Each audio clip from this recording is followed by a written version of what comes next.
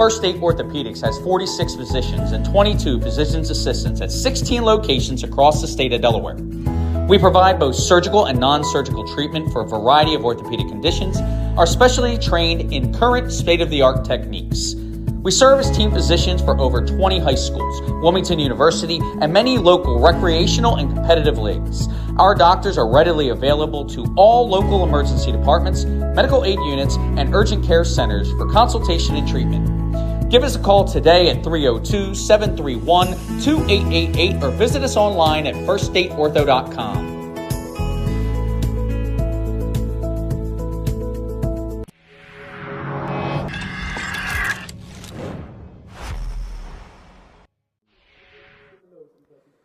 From Ryder Stadium in Camden, Delaware, welcome to 302 Sports First State Ortho Game of the Week. It's live stream. We're bringing you a Class 3A District 2 matchup featuring the 5-3 and 7th-ranked Cape Henlopen Vikings. And the home team, Caesar Rodney Riders, also 5-3 and receiving votes in our Super 7. As a matter of fact, they would be right behind Cape in the 8th spot if we took stock of all the teams that we vote on. Good evening, everybody. Glenn Fraser alongside Pat Gariantes with Craig Leskowski on camera. A great night for football. We were unsure about that a couple of days ago, and going into the day, the weather didn't look good, but that system cleared out of here, got up to 70 degrees down here in this area, and actually it hasn't rained here since almost noon. So here we go. Cape is 2-1 in district play. Their only loss in district was to Smyrna, 42-34. The Riders are 1-2, also lost a close game to Smyrna, 22-17, and lost another close one to St. George's Tech. Tonight, a huge game for both teams, playoff implications. One of them, whichever one wins this, is getting closer to automatically stamping their ticket into the tournament. The other, it could get dicey. Let me bring in my broadcast partner for the night, Pat Gariantes. And, Pat, we're looking for a competitive one here tonight. I asked Chip Knapp down on the field. I said, I'm looking for a competitive game. He said, I hope we blow them out. Yeah, correct answer there, Coach. Well done. That's good coach speak right there. But, yeah, Thursday night football, it's going to be way better than Dolphins and Ravens. I mean, let's be honest. Both those teams have been snoozing it up. So you're tuned into the game of the night no matter the level. So, yeah, this should be a good one, Glenn. Like you said, I mean, playoff implications, it's that time of the year. You know, the district records are close, 2-1 for Cape, 1-2 for CR. Like you said, both teams 5-3. This could be the difference between going to dancing and having your chance in a tournament game or watching from home and hoping for next year. So I think the intensity level will be high for both of these teams, and I can't wait to see how this goes down. Of course, we're playing this game on Thursday because Halloween falls on Friday night, tomorrow night, and too many of the police up and down the state are having other duties they have to work because of it being trick-or-treaters out there on Halloween and mischief going on. So they couldn't staff enough of the games, and that's why we're playing Thursday night football. 10 games on the slate tonight. Well, you know, that's the reason why. I was told that it was because, you know, you, me, Nick Halliday, trick-or-treating duties tomorrow. No way we could stream a game. We got to get out there and get active, young at heart, so to speak. So that's good. That's good. That's not what they were telling me. So now I'm starting to worry about, you know, my sources. Yeah, I think you were calling it in the post-game last week when I was down at the Halloween Havoc. That's exactly what it is. Yeah. Shout out WCW back in the day for all my my millennial brethren out there. All right, how about players to watch? And, Pat, let's start with the visitors, Cape Henlopen. And, look, offensively, it all starts with that number 4, Jamison Tingle. It does. He's been tremendous both through the air and on the ground. Tingle on the season, he's completed 62% of his 157 pass attempts. He's thrown the football for 1,309 yards, 13 touchdowns through the air. He's also rushed for just under 600 and 3 on the ground. Most important thing that impresses me the most about this junior quarterback, one interception.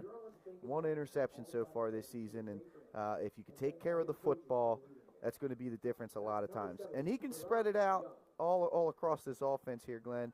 You take a look at it, 24 catches for Amari Jackson, 310 yards, 5 TDs, senior wide receiver. Quadrell Richards, senior receiver, tight end, he can flex it out. He's got 17 catches for 273 and 2 touchdowns. And then Lamar McCoy, the senior receiver, 11 catches, 160 yards. But he's like Chris Carter. All he does is catch touchdowns. 4 of the 11 catches or for the touchdowns. And then he'll mix in the running backs as well. I mean, Ty Handy, he's got 203 receiving yards and a touchdown. Osmir Batson, who's one of his basketball teammates, he's got 121 receiving yards and a touchdown. So he will mix it up. Running game is primarily Batson and Handy. Handy leads the team with 354 yards rushing and 3 touchdowns. Batson's out carried him 41-38, but for only 221 yards, kind of a short yardage type of back, and 5 touchdowns on the ground for him. Pretty stout group up front, Glenn. 3 seniors, Liam Ramsey, Tremaine Batson as the 2 tackles in the center with Robert Payton. And then they're young at guard. Jason Cohen, only a freshman, and Riley Baum, only a sophomore. Hey, they're playing my tune here. Cool to gas. Earth, Wind, and Fire. Earth, Wind, and Fire, September. We got the wrong month. It's almost November, but I love that song. Seen this live. Tremendous. Yes, sir. Yes. Tremendous. Hey, let's talk about players to watch for Cape on defense. Up front, they got a couple of good studs and a couple of really good players in the linebacker position. Yeah, you take a look at it. It starts with Javi Morales Roblero. He's a freshman. This young man has been making big plays for them all year. He leads that defensive front with 26 tackles and 3 sacks. That's a name to watch moving forward. You also take a look at Quadrell Richards. He can double as a DN linebacker type specialist, pass rusher, standing type pass rusher. 23 tackles, 2 sacks. He can also drop back into coverage, 2 interceptions on the season. That second level of the defense, they're led by number 50, Robert Payton, senior linebacker, leads the way with 38 tackles. Ty Handy will also make some plays, 29 tackles on the season. And then you talk about this secondary. Naven Duffy, the senior defensive back, 2 picks on the year. Jamison Tingle has 2 interceptions as well on the year. And then the young sophomore, Micaiah Jackson, can make some plays as well. So you're right. They've got a good mix of talent on all 3 levels of their defense.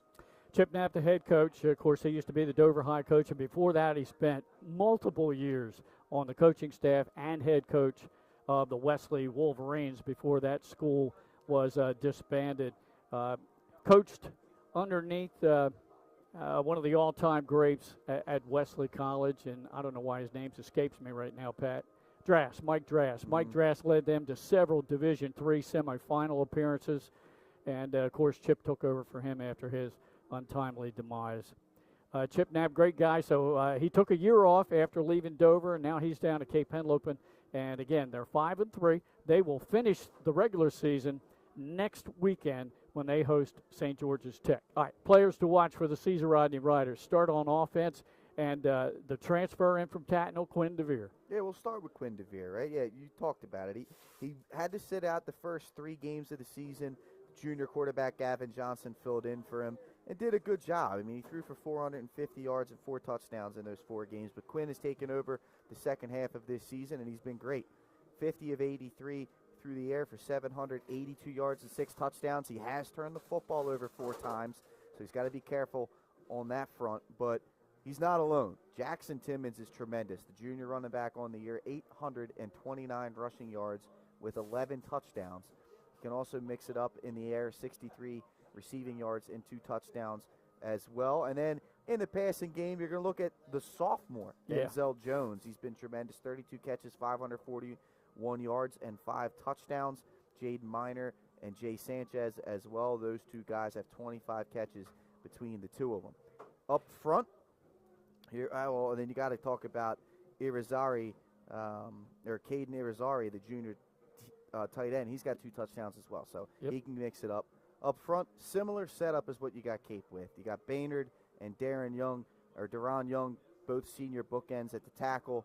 Tanner Smith in the middle, senior center, and then 2 young guards, sophomores, Kevon Johnson and Jaden Thompson-Green, leading the way for that offensive front for the Riders.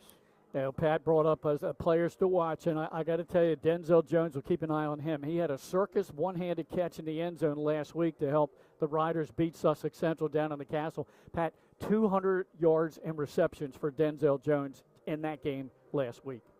All right, let's turn over on the defensive side, the players to watch for the Riders. And I got the defensive coordinator to get a hold of me, and he gave me stats for the 4 leaders on the team.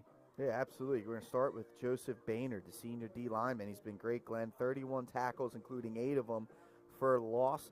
He's got 2 sacks as well, and he scored 2 big fella touchdowns, 2 defensive touchdowns for him. Amir Allen in the middle, sophomore, nose guard. He can get it done. Caden Irizarry, we talked about him, junior D lineman, 22 tackles, 4 sacks on the year to lead the way for this group. And then you look in that secondary, Denzel Jones, man, we talked about 38 tackles from his defensive back position, 3 of them for tackles for loss. So he will come up and hit you. He's broke 6 pass breakups he's been credited with, as well as an interception, so he can get the job done there. And then Basir Whitfield Gamble, the junior in that secondary, the safety, he's come up and he'll stick you as well. 55 tackles, 7 of them for a loss. 2 of them have been, or 2 tackles have been sacks. So he can come up from that third level and make some plays. And then in the linebacker, you're pretty senior laden. Tanner Smith, Gage Williams, Jaden Miner, seniors. Jeremiah Heath, the junior. So you've got some experience at that linebacker level. Those guys won't make too many mistakes. Head coach is Sean Strickland. Our thanks to the athletic director here at Cesar Rodney High School, Bob Baran, for helping us out, getting us all set up here in their nice press box here at Ryder Stadium. Once again, they're 5-3, but they are 1-2 in the district play. They've lost to Smyrna and St. George's. Their win over Sussex Central last Friday night. They will finish with Dover on the road next Friday. Josh Harris, the defensive coordinator, Mike Altamos, the OC, and my thanks to both of them for sending me stats yesterday morning. So Pat and I could talk to you about all that and highlight some players for the Riders. Pat, 2 teams kind of similar tonight. They like to pass. They can run the ball, though, too. So good balance on both of these teams. This is going to be an interesting game. It's going to be an interesting game. Like you said, Glenn, I mean, these guys are battling for playoff positioning right now. You know, Cape had a good run a couple of years ago. They kind of rebuilt with some young talent. Obviously, new coaching at really both programs within these last few years. So, yeah, this is great. And, you know, I've been saying it kind of off air to everybody. I love having Cesar Rodney back relevant in football again. They've had a down couple of years, but the Riders are charging themselves back to relevancy here. And they can sneak it to the playoffs. You never know what could happen. I'm excited to see how this one goes and we shake out the playoff picture. Obviously, everybody knows those top-tier teams down here in 3A, but you know, let's fill out the rest of this bracket, see if some of this new blood can make some noise come playoff time. Talked to Sean Strickland down on the field earlier, kind of show my age a little bit. I called Cesar Rodney games with him when him and his twin brother played here at Cesar Rodney High, and they did not have artificial surface. Also, the Candyman was down there, the former head coach, Dan Candelora, a great guy. And it was good being able to talk to them down there. As all the captains out on the field right now, as we'll have the flip of the coin, see who's going to receive the opening kickoff. Cape Henlopen in their road whites, white jerseys, white pants, white helmets with those, should we call it North Carolina or UCLA blue numerals? You know, I'm a Duke fan, so I have a hard time calling it Carolina blue. Let's call it sky blue. Okay. What about that, Glenn? All right. We'll call that sky blue. All right. The Riders are in their home royal blue jerseys, pants, and yellow helmets. Cape Henlopen has deferred to the second half, so the Riders will receive the opening kickoff, and they're going to move across your screen right to left. All right. This is our First Aid Ortho game of the week.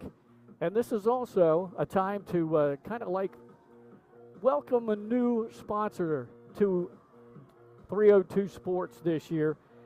Pigskin Picks, our weekly show, the podcast with Benny and Trey Mitchell and a guest host. That is sponsored this year by Compete Event Management. They run wrestling tournaments throughout the state. They have an apparel line that can be personalized for your tournament as well. If you're not looking to run an event but seeking competition, Compete Events is where you want to be. They are well run and organized. Their next event, the Back to School Tournament, Sunday, November 8th, a week from this Sunday at William Penn High School. A traditional power in high school wrestling, the William Penn Colonials. Let's see if they are again this year, but they have been for decades. So that's the next event for Compete Event. Check it out. All right, our thanks to them. Riders getting ready to run through the inflatable tunnel to enter the field. As soon as we have that, then we'll step aside for the playing of our national anthem. Other games tonight, by the way, William Penn at Appoquinimink, Milford at DMA. Red Lion is at Polytech. AI at St. E's, Del Castle at Conrad, Concord visits Dickinson and McCain at Brandywine, and Benny Mitchell and our Southern crew, they have Sussex Tech at Laurel tonight. Benny also has a game tomorrow night, and then we're right back with the Upstate crew for a Saturday matinee, a noon kickoff up at St. George's as the Hawks take on Sussex Central.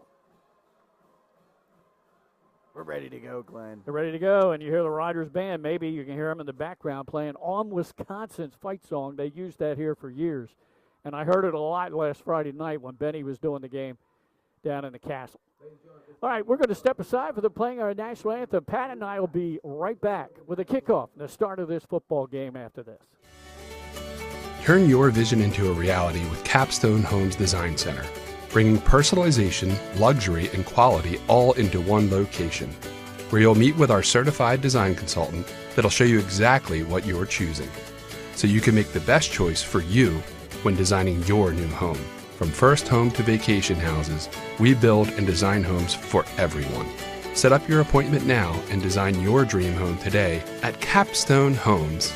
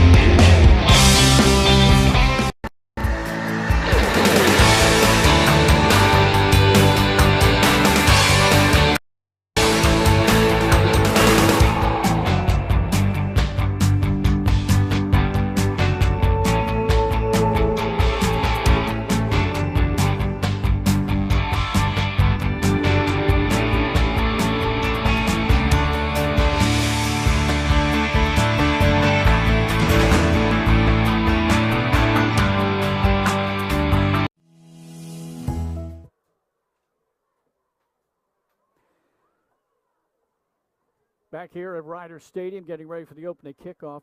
I misspoke about the schedule tonight. I forgot the Red Lion scheduled their game last night because they thought they were going to have inclement weather tonight. So they played Polytech last night and got a 42-6 win.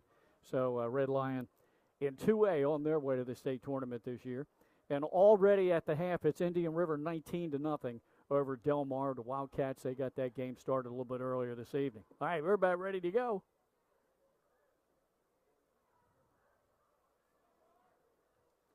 Let's see how this thing goes, Glenn. The Riders will start this one off with the football on the home field. Get our look at Quinn DeVere in his new get up. Yeah. There's our kickoff, line drive, and it will go into the end zone, automatic touchback. Riders will start from their own 20-yard line. And we'll get a quick look at Quinn DeVere, who had to sit out the first 3 games this season. So Gavin Johnson, the junior, quarterback the first 3 games, and the Riders won all 3 of them, I believe. He threw for 58%, 34 out of 59 and 450 yards, and then he gave way to Quinn, who became eligible in Game 4. Jackson Timmons, a feature running back, as Pat mentioned earlier in the pregame, almost 830 yards rushing and 11 rushing touchdowns on the season. Riders has some good wideouts too, including Denzel Jones. And he will split to the top of your screen. DeVere hands off to Timmons. He slipped as he tried to make his cut, but still managed to get good yardage, almost 8-9 yards. It'll be something to keep an eye on, Glenn. Obviously, with heavy rain, while it's a playable surface on this turf, right? It'll be slippery. I mean, the turf does not, while it doesn't mud up, it will be slick. So these players still got to watch their footing despite the artificial surface. So Timmons, good blocking on the right side to spring him loose for an 8-yard pickup, 2nd and 2. DeVere in the gun. Hands off to Timmons again, right up the middle. He delayed nicely to let the blocking develop and got the first down out across the 35. Tell you what, this offensive line for the Riders is opening up a lot of pretty significant sized holes here, those first 2 runs. That's definitely going to be a sight that Coach Strickland is going to love to see. Yeah, working that right side, that's where sophomore guard Kevon Johnson and senior tackle Joseph Baynard reside. Wide outs top and bottom of your screen. DeVere has Timmons behind him. Play action, throws the slant, tip drill intercepted in midfield. That's a heck of a play right there. Going all the way down inside the 10-yard line. Yeah, it looked like that was number 9, Nevin Duffy, was the player off the tip. The throw was high from DeVere, and you got to give credit right there. Duffy did a good job of getting the football and trying to make something happen afterwards, and sets up this Cape offense with a 1st and goal to start this game off. That's a heck of a start here for the Vikings.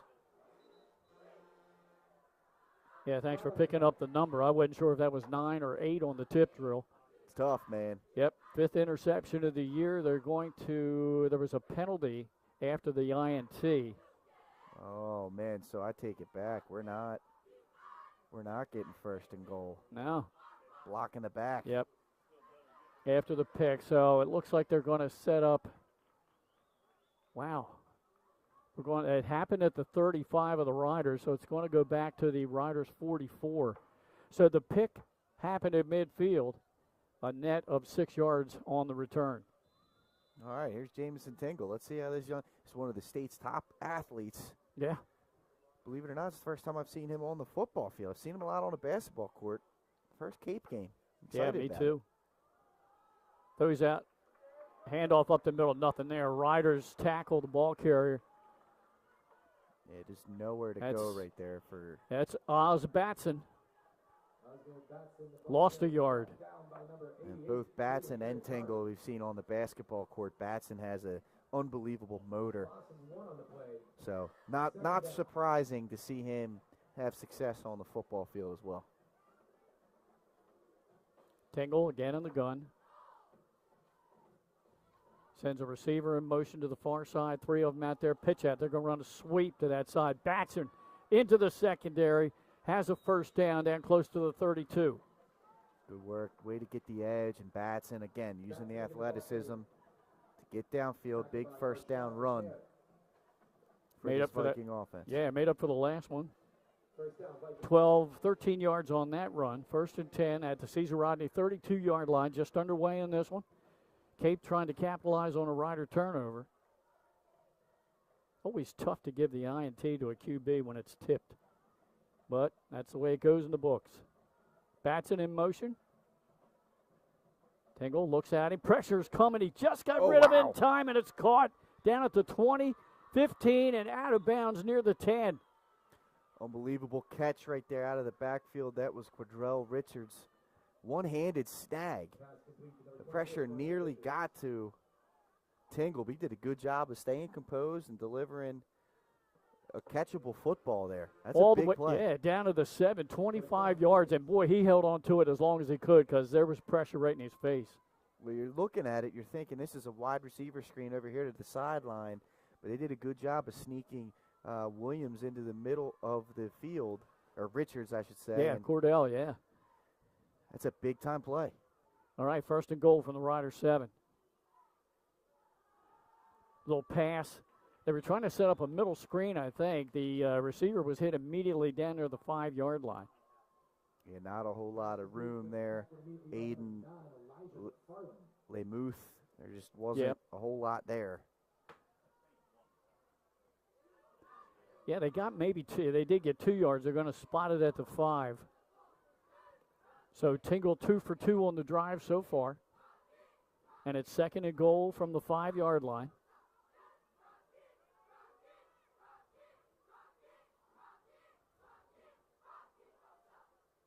Receiver in motion to the top of your screen. Now it's just a quarterback draw. Tingle got to the 4. Now he's trying to push the pile. And he's got close to the 1-yard line. Dual threat right there, Glenn. I mean, not only can he throw the football, he's also a talented runner as well.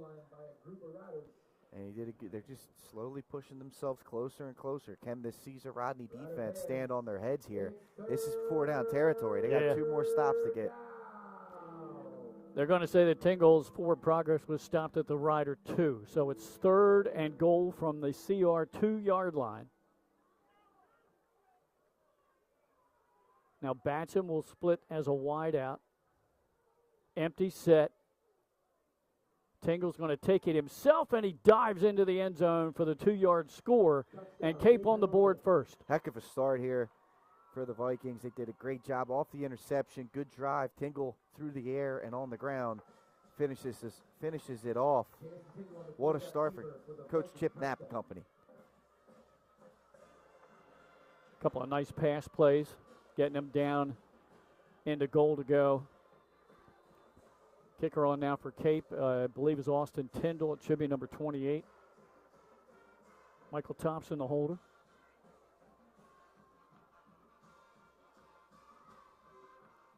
Placement's down, kick on the way, kick is up, and the kick is good. So, Cape Henlopen takes advantage of a turnover, Pat, and they run it right down the field to get the lead. Yeah, great job. And just you got to check all the boxes, every facet of the game. Defense into offense. Heck of a job. A little bit through the air, a little bit on the ground. Good job by that offensive front. And Caesar Rodney did a pretty good job. They made it of difficult. Stopping the run offense, with the exception of the quarterback Tingle. Yeah, they made it difficult. I mean, the big play was the screen pass. Which is an equalizer. Not a whole lot of teams can seem to run effective screen passes in the state of Delaware. So you got to think there wasn't a whole lot of reps done against that kind of play. All right, another kickoff. This one is brought in about the 7-yard line, up to the 15-20, across the 25 and out to the 31-yard line. Nice return by the Riders. All right, Quinn DeVere's got to shake that one off. He's got to come out here. It's the next play mentality. And right off the jump, get this thing going again. The interception, he missed high. Yeah. Got to try and bring that football down a little bit.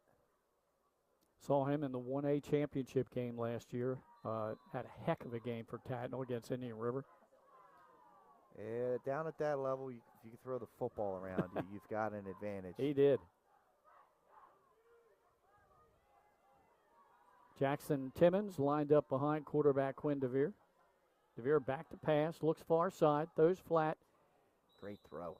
Good throw. It looks like he got the completion up to the 40-yard line to Denzel Jones, the sophomore. Yeah, good route by Jones. Perfectly thrown football, and we talked about Jones being the guy to watch in this passing game. He did a good job of catching that football despite pretty good coverage out there by the corner. Yeah, just came up shy of the first down. Going to be second down, about 1.5 yards. Ball ready to the Rider 40-yard line. Jay Sanchez will split to the bottom of your screen. Denzel Jones to the top. See if they go back to the running back here. They do. Jackson Timmons, he weaves his way through the line, got the first down yardage up at the 46.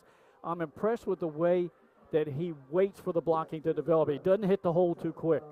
And that's so crucial. You got to wait for your blocks to set up a lot of times. And you think of Levy and Bell, who back in the day for the Pittsburgh Steelers and the Michigan State, he was so good at it.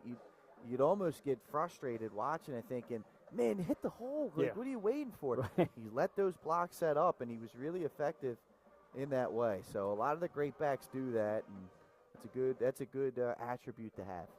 This time, 5 receivers in the set. Back to pass. Pressure's coming. Stepping up.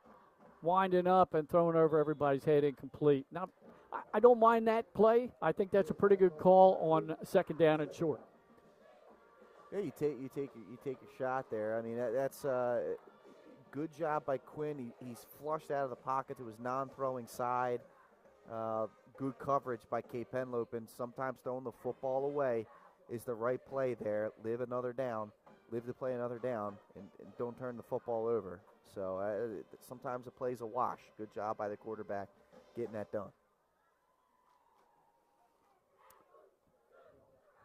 Brings up 2nd and 10. 2nd and 10. So they did get the first down on Denzel Jones' catch. I thought they came up short. Handoff to Jackson Timmons right up the middle, this time only a yard. There's not much there on that. Good job by the Cape front. First stop, really, in the running game. Yeah. For them.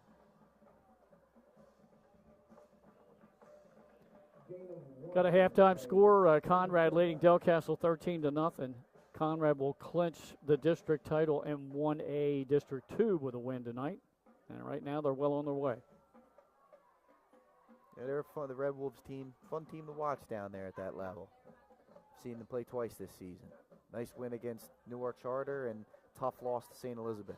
Stepping up in the pocket, now running, dumps it in the middle of the field, gets his receiver, and then the ball came out incomplete. A tough one. Great throw going against the grain and delivered it right into the chest of Jaden Miner. Unfortunately, the senior just couldn't hold on to that one.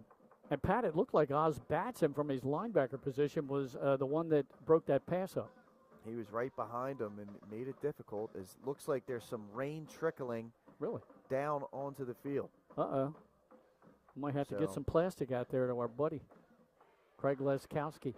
The good thing is it looks like it's flowing towards the Cape sideline, so maybe Craig's getting a little bit of the protection from the press box. Riders in punt formation, that's Brody Hinkle. Perfect snap by the long snapper. Gets off a high punt, far side. Fielded at the 27-yard line. Spun around and a short return. Cape will start from their own 26-yard line. I don't know if that was Duffy or Handy. I think it was turned. Number 8. I think that was Handy. Even though Cape's wearing white jerseys, they got that light blue numbers, and the fonts are kind of difficult. Vikings will start this drive on their own 26-yard line.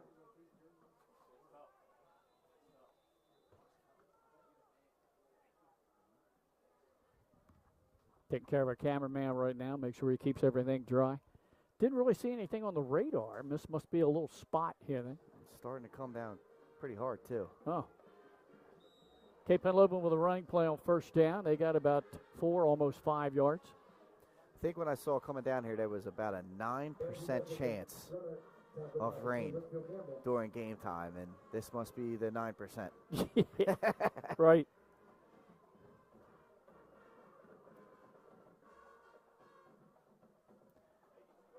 The Northeast Autumns. Glenn, this happens from time to time. It can get wet and cold. Second down and 5 for the Vikings, already up 7-0. Play action, pass, middle of the field, broken up nicely. Good defense that time by the Riders. Good zip on the throw by Tingle, but that can be a double-edged sword there. Sometimes your intended targets aren't ready for that kind of zip on the football. And that time, Micaiah Jackson just unable to haul that one in across the middle. Elijah McFarland on the pass breakup. Penalty marker. Did they call pass interference on that? They called They pass did. interference on that, Glenn. So got to the defender. That's part of the reason why he didn't catch the football. He got to Jackson a little too early there, and that'll be a 15-yard first down. Clock running. Now stop, 5:14 to go in this opening quarter. I mean, how cool is this picture of the rain through the Coming lights? through those lights, yeah. That's awesome. All right, after the penalty, trips to the bottom of your screen. Read option. Boy, the Riders had that snuffed out. No gain. There's going to be a TFL there. Yeah, nothing to do. Tingle both options were closed off right there, Glenn. And great job by this Riders defense on the read option. That could be a tough play to defend, and they did a good job of it. Looks like a loss of a yard. Oh, we got a Guardian cap down there. Amir Allen. Yeah, how about that? Like that. I've seen a few over the years. Nothing's as great as Romeo Dobbs for the Green Bay Packers. I mean, his I've seen that. Is outstanding. Yeah. Empty set for Tingle. Now he brings the wing back in motion. That's handy. He's running the wheel. Has time. Rolls far side. Penalty flag is thrown. He takes it himself. Nice run by Tingle. It's probably going to come back. He's tackled down near the 35 of the Riders, but I think this is going to come back for a hold. There you see the athleticism on Tingle. I mean, this guy looks like he's in the open court making some things happen, and he's tough to defend. Unfortunately, that hold definitely hurt them. I'm feeling that mist coming in here a little bit now, so hopefully we're okay. Yeah, let me take a look at the radar.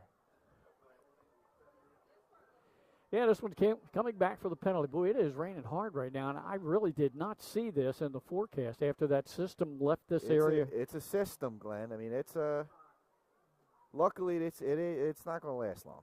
Okay. And the heavy stuff, I mean, it looks like it's thunder and lightning. A little bit towards Maryland on us here. Hey, Pat, if we need it, there's some more plastic. You got it, my friend. Penalty yardage stepped off all the way back inside the Cape 35 to the 34-yard line.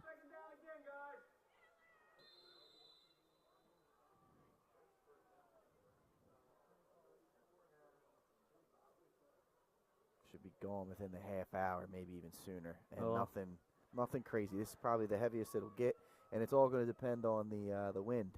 Right whether now. our stuff's dangerous. Right now, I think we're all right, but we'll see. It starts to get a little too crazy. I mean, we could always close the windows, too, I feel like. Yep.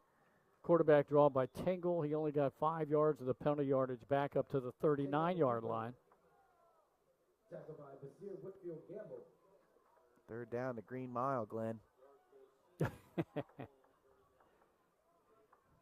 of hands, it's third down. Great third down call here. Yeah. Caesar Rodney. You got to appreciate that. That's our public address announcer, Eric Krause. He's doing a great job. Worked in a little Hell's Bells on the call, too. That's tremendous. High snap. Pressure coming in. Double team on the block. Pass in the middle of the field. Got some of the yardage back, but it's going to be across the 40 to the 44, and it's going to bring up fourth down. Yeah, Tanner Smith, number 52. Great job playing that. Hook the curl. Shout out Nick Alessadrini. He came up and secured the tackle. Great. No yards after the catch at risk there. And good job of taking advantage of the penalty yardage there by the Riders, forcing a punt.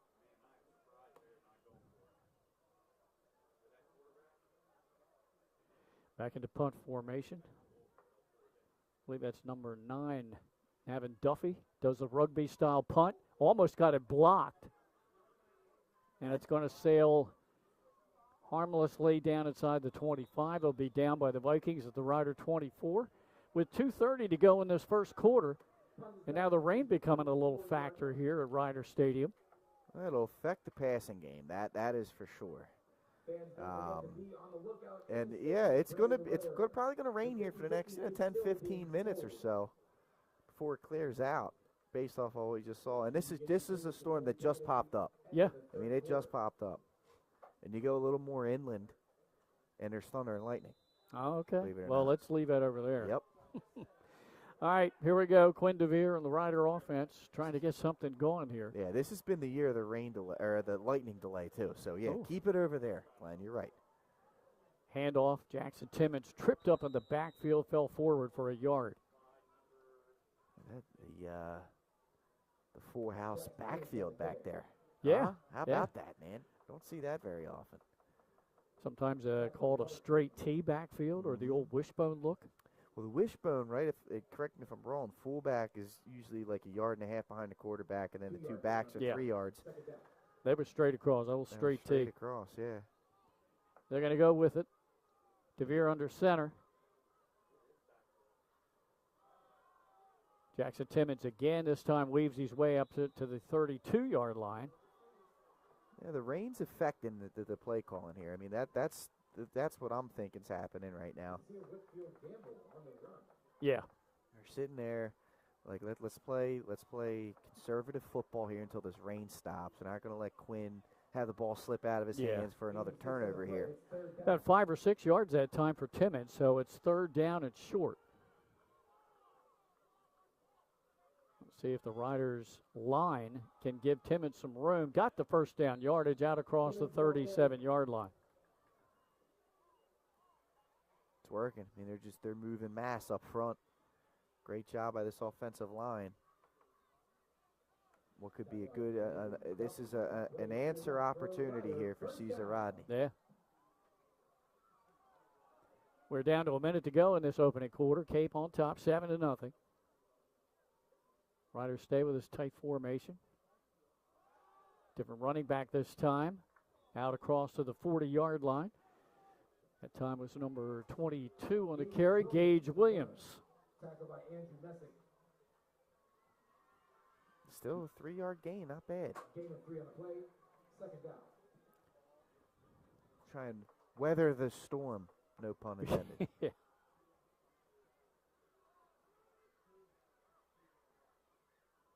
Hand off again, Jackson Timmons, right side. Got all the way up to the 45 before he was hit. Goes down at the 46. That might do it for the quarter here, Glenn. Yeah, I think you're right. Nice answer here by the Riders. Yeah. And that, unless Cesar Rodney wants, no. Jaden Miner just walking over. Quinn DeVere standing in front of his bench. And that's going to bring us to the end of the first quarter with Cape Henlopen leading the Riders by a score of 7-0. Pat and I will be back with second quarter action right after this.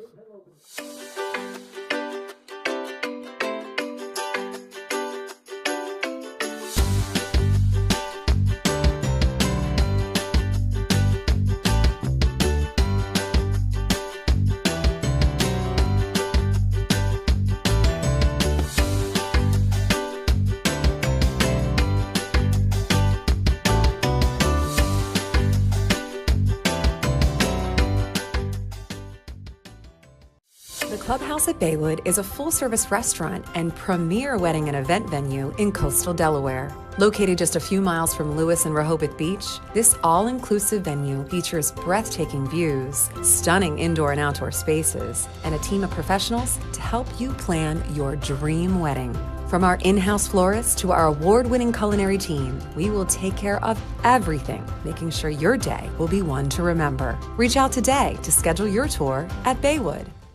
Glenn Fraser alongside Pat Gariantes. Craig Leskowski on camera for us, doing a yeoman's job because there's nowhere to go. He's out in the open here at Ryder Stadium, but protecting the camera, got the plastic going on down there, and Pat said he looked at the radar, and hopefully this precipitation is out of here in about 10 minutes.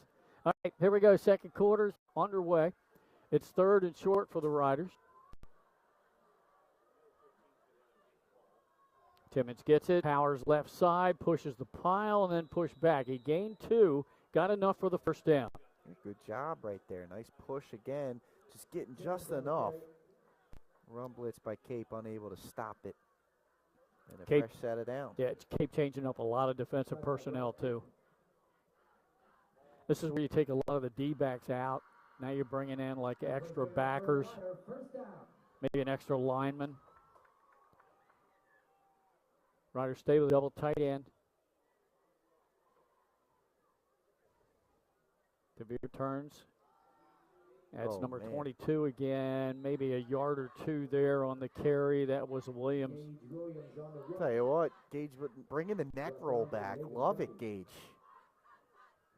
Tremendous job.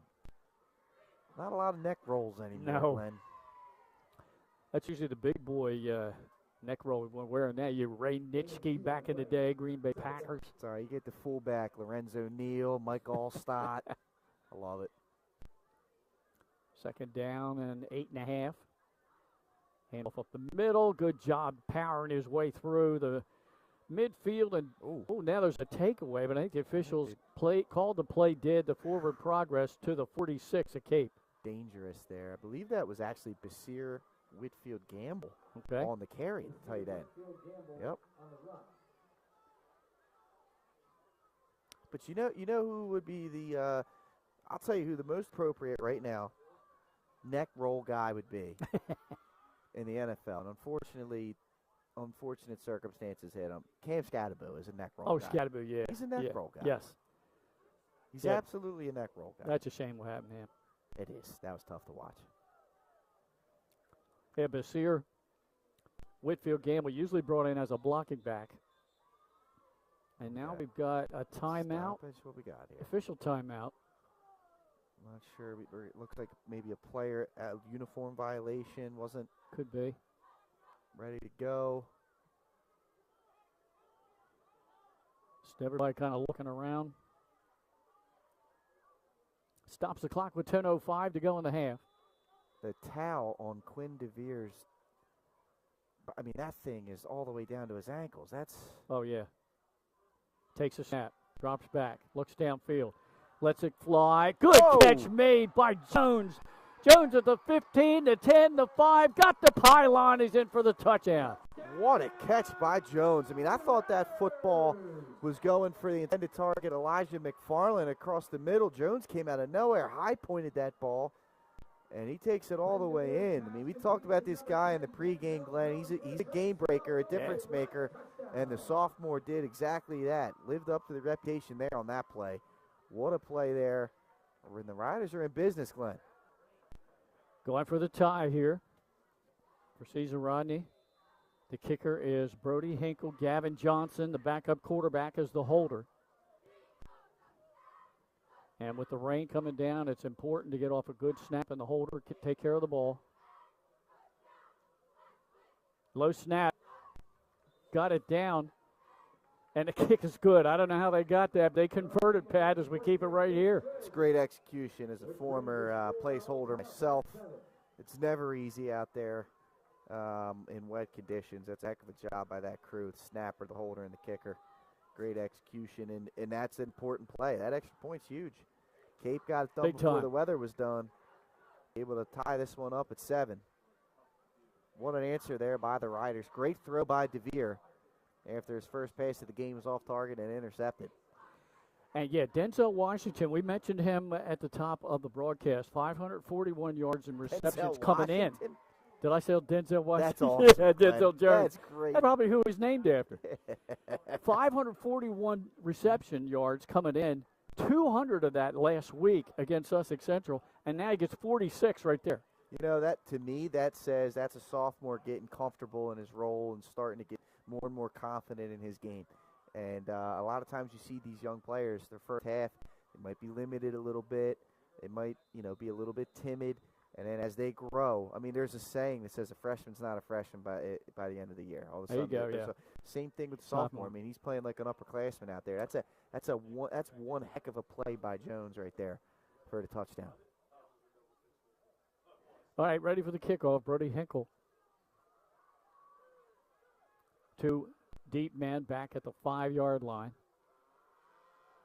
It'll bounce inside the 5. It'll picked up at about the 1-yard line. Oh, big hole right at the middle of the field. And then closed up. The ball's loose, and I think the Riders' special teamer got on it. Wet football, Glenn. Heck of a job. That was a heck of a pop. Christopher Stokes comes up with the fumble recovery on special teams. I don't know who that was with the pop. Looks like they're celebrating this young man right here. Let me see if I can get a number. That was a heck of a hit. Irizarry, they're saying. The Riders in business as both teams now have turned the ball over once. Number 80, Landon Miller, was the guy that came down and made the pop. Okay. Riders. Shoulder pads on the football. How about this game flipping, Glenn? Yeah, both teams have turned it over. Riders trying to take advantage here. Jackson Timmons weaving his way from the 20 to the 17. He'll pick up 3. Good first down run there. Establish. Play set. Get yourself ahead of the chains.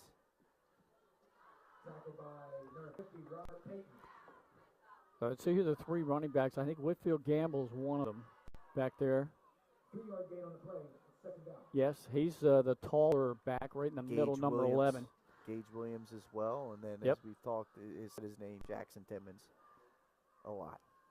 Back to pass. Oh, he lets it go. He got hit. Catch is made in the back of the end zone, but I think he was out of touchdown. They're going to give it to him. Wow, what a throw. I mean, DeVere took a pop. Yeah, he did. And it's a beautiful pass, and Jaden Miner somehow is able to drag that toe on the back of the end zone before stepping out. Probably didn't get 2 feet down, but you don't need that here in high school. You only need 1. Heck of a job by Miner. What an answer here by the Riders. They flipped this game on its axis here. Man, boy, this game has really turned. It took the Riders less than a minute to capitalize on the fumble on the kickoff return on a 17-yard touchdown pass from Quinn DeVere. As you mentioned, he got leveled right when it left his hands to the back of the end zone to Jaden Miner. Now here's Brody Hinkle. What a job by Miner to get a foot down there. Yeah. Kick on the way. Up and good. Timeout on the field. 8:54 to go in the half. It's 14-7. The Riders on top. And I'll be back after this.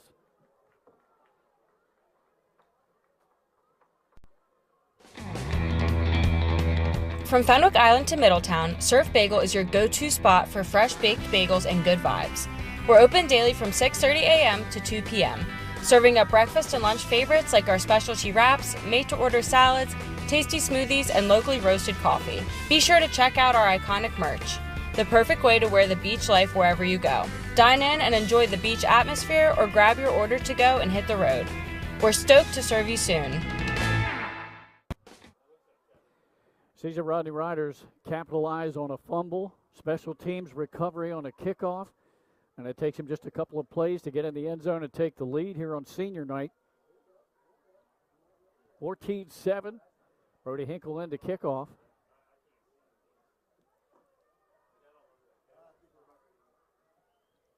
Now the first quarter, it was Cape Henlopen taking advantage of a Rider turnover, an interception on the tip drill, and they scored on a drive. Brody Hinkle ready, approaches the ball. Low kick, bounces inside the 15, the 10, and they wanted to go out of bounds. I think it did right before the pylon. Wow. That was almost perfect. Cinema, right? Absolute cinema right there. Got to give Cape the ball at their own 35-yard line to start this drive with 8:54 to go in the half. That was nearly a perfect kick, Glenn. Yes, it was.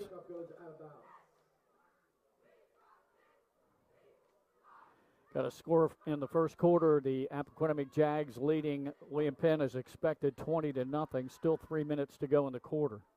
Our thanks to Marty Sheehan from the Delaware High School Football Pod for giving us scores.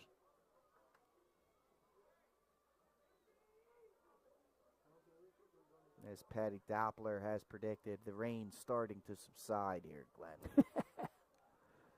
Much to the happiness of our cameraman, Craig Leskowski. Craig's loving it, man. Although it knocked the bugs away, so I'm sure Craig's liking that. the bugs were swarming there for a little bit. All right. Cape and the gun back there. Batson with quarterback Tingle. Pitch out. They're going to sweep far side. Stiff arm, but what a great defensive play back there by number 13 coming off the edge, Rivera. Gerardo Rivera. That's a heck of a job flying off the edge to make that play. And we got an illegal shift. That's going to be, I think, declined. I would say so. I mean, you got the 5 yards on the tackle for loss anyway, I feel. Right. Yep. So you pick up a down here. Smart play. Smart call by Coach Strickland there. First official carry of the game for Rivera, a loss of 5 yards.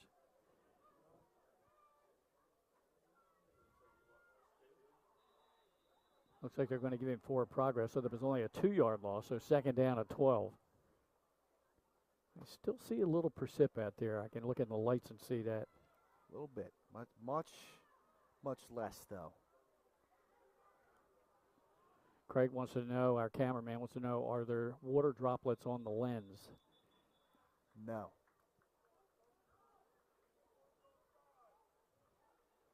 The camera looks flawless to me. Offsides against Caesar Rodney.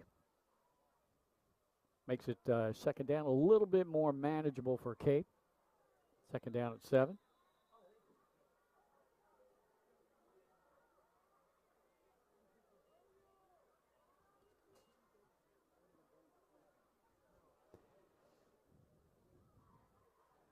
Vikings will bring 2 receivers to the near side. That's Lamar McCoy.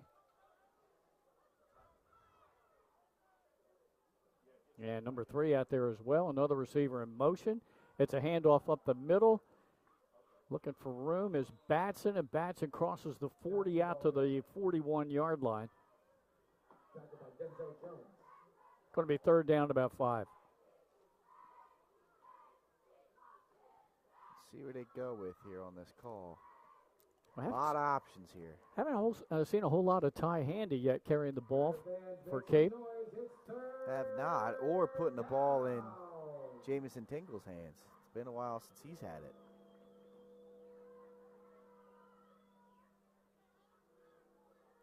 Third down, about 4 here for Cape Henlopen. Once again, McCoy will split to the bottom of your screen. Tingle back to pass. Sets up. Oh, he's got his man beat just over the head of the intended receiver, incomplete. Sailed it on him. It was there, though. But that's, that's the chance you take right there. You put the ball in your playmaker's hands, Jamison Tingle, and trust that he makes a play. You had it. Just overshot the intended receiver on that play, and now a punt. So Cesar Rodney is in the driver's seat of this game right now. Awaiting the punt.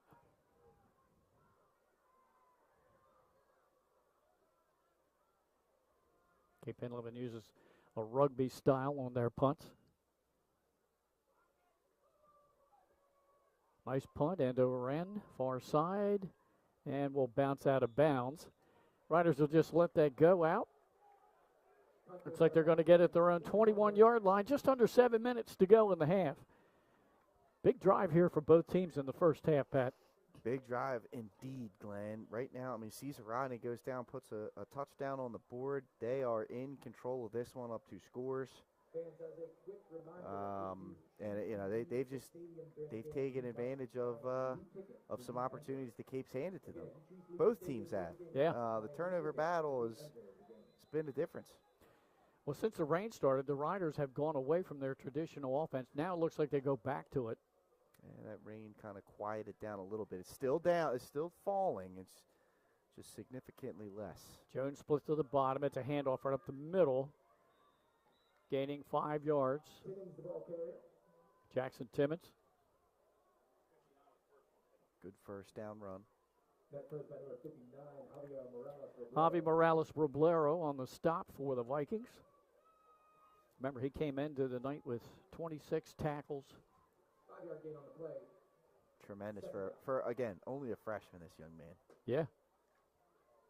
He leads that defensive front and stops. Denzel Jones split to the bottom. Sanchez to the top. Handoff again to Jackson Timmons, and not much there. Great work by this Cape defense. Still got about 3 yards, though, so yeah. Third down and short here. Yep. Third and about 3. Ty Handy in there on the stop. Awesome two-way player for head coach Chip Knapp. And I'm looking up into the lates here, and I think we still have some light precipitation.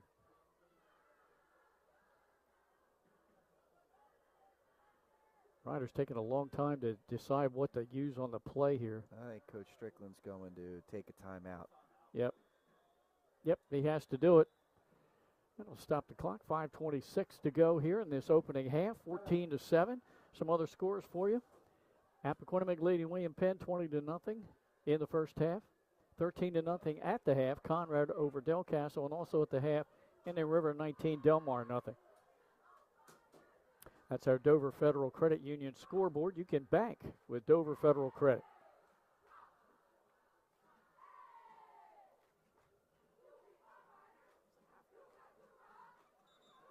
Telling me I was low. Oh, okay. Turn me up. Our thanks to the public address announcer here, Mr. Krause. I'll turn myself up.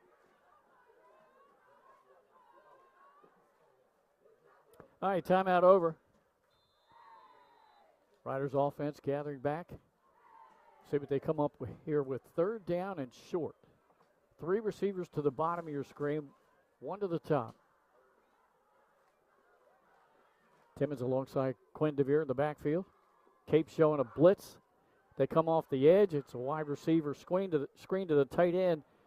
Is Arreri, fighting for yardage, but he didn't get enough for the first. A tremendous job there by the Cape defense, just swarming, making sure that first down wasn't going to get got. Now I don't think he got, but I don't think he got anything there. He lost a couple of yards actually, Glenn. So Irizarry making the catch, but then couldn't make any positive yardage. So the Riders will go back to punt. That's Brody Hinkle standing inside his 15-yard line, and 2 receivers back deep for Cape. Cordell Richards to the top of your screen. Can't quite pick up the number of the near side punt return specialist. There's the kick. It's a boot. Yep. Picked up at the 30 and then run right out of bounds. And that was number 8 for Cape. That's Ty Handy on the return. Good field position here. Yeah, Cape gets the ball back in good shape. Plenty of time. Try and go down and tie this game up. Let's see what the Riders, they got another stop in them here. They got Jamison Tingle coming into the game here tonight, Pat, with over 1,300 passing yards. Quinn DeVere with 780, and he missed the first 3 games of the season. So we expected to see that ball flying around a lot, but not so much.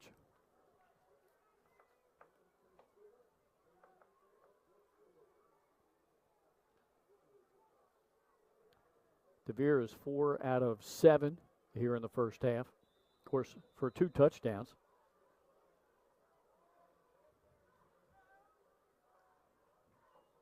Tingle looks right now, middle of the field. Catch is made and upended at the 40-yard line. On the reception was Heath. Big hit right there. Aiden Lamuth. Heath hit Lamuth. And yeah. I think what Lamuth's got going on right now is what we used to call a dead leg. His leg is probably numb right now. You put weight on it, you can't move. And the feeling's starting to come back to him now. You're starting to see that limp go away, but he got hit, took a shot right in the thigh. Yeah. He'll have to sit off for a play. Yeah, he goes out. So that's number 18 on that play. Devon Heath, the junior defensive back, making the tackle on Aiden Lamuth. Yeah, great job by Heath coming up, making a stick right there.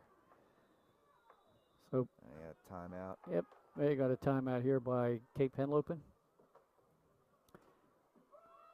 Come out of this timeout at the ball at the 40-yard line of the Vikings. They're going to have second down about 4 up and coming. See if we have any score updates here. Once again, last night Red Lion beat Polytech 42-6. Nice win for the Lions. Yeah, they're really coming along here. They're going to win that district. I think that might have clinched it for them. Conrad leading Del Castle 25-0 in the third quarter. Indian River 26-0 over Delmar. That's going into the fourth quarter now. Wow. Indian River, they're for real. Indian River for real, absolutely. But Delmar, I mean, that's a proud program. Yep.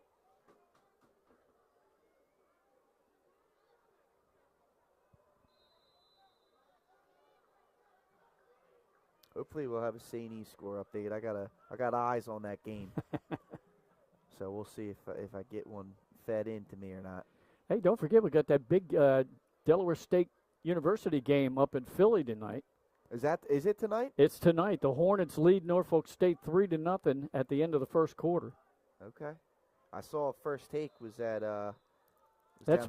Delaware State the other day. That's Coach Michael Vick against Coach Deshaun Jackson. That's right.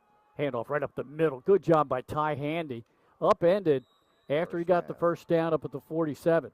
Tell you what, man, I'm impressed with the Hornets so far this year. Me too. Coach Jackson's got them winning some games and being competitive. That's a good sign. You know, we can have a competitive FBS program and a competitive FCS program, and that's all you can ask for. Bodes well.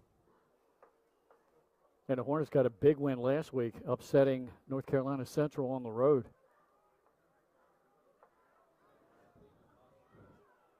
Trips to the bottom of your screen, lone receiver to the top. Tingle with an empty set. Checks the sideline. Any change in the play? 1st and 10 from their own 47-yard line. Handy in motion.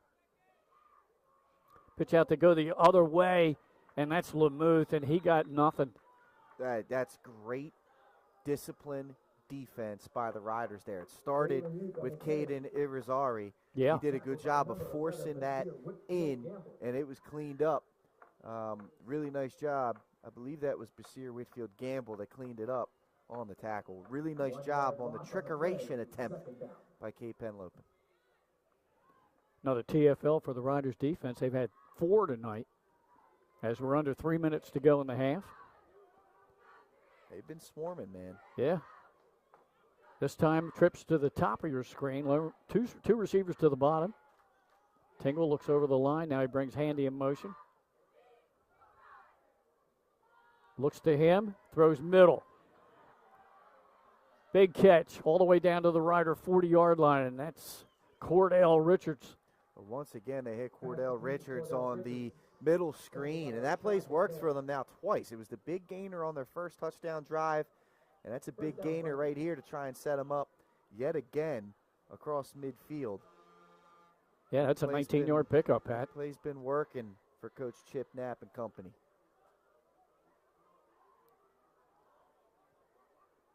Trips again to the top. Lone receiver to the bottom for Tingle. Drops straight back. Pressure's coming. He unloads it, and it was almost picked. What a job reading the route by Devon Heath. I mean, he smelled that from a mile away. He baited that throw. Yeah. And everything but the catch there. That would have been a pick six easily. Oh, nice yeah. job by Heath. Yeah, that's what we say, jumping the route. Boy, he jumped it. And there was good pressures, too. There was a blitz off the edge, and Tingle had to get rid of it quick. Heath plays both receiver and defensive back. When they go into film session on Monday or something, they'll be like, well, looks like you're going to be a defensive back primarily there, because that's what they say. Yeah. DBs are wide receivers that have trouble catching the football. It'll all be jokes, of course. Right. But that's a tremendous job jumping that route. 2nd down and 10, fake the handoff, Tingle back to pass. Now he has to scramble. He's wrapped up and sacked. Number Charles 71. Johnson. Charles Johnson on the tackle, not the old Eagles wide receiver. Charles Johnson. Did a great job getting back there, and Tingle with his athleticism tried to sneak around, but he was not letting that happen. Takes about a 5-yard loss, so it's going to be 3rd down and 15. Back at the Rider 46-yard line. 90 seconds to go here in the half here. Yeah, moving along. Trips to the top of your screen, lone receiver to the bottom, empty set for Tingle. Drops straight back again, has a little time. Now he scrambles, sets up, pressure's coming, he's hit, shakes that one off, then throws sideline. And we'll have to see if the officials know. They say incomplete pass. What a job here tonight by the Riders, man. They're swarming, Pat. That's a heck of a first half so far for them. Great job defensively. Getting pressure on the quarterback, making some plays in the secondary.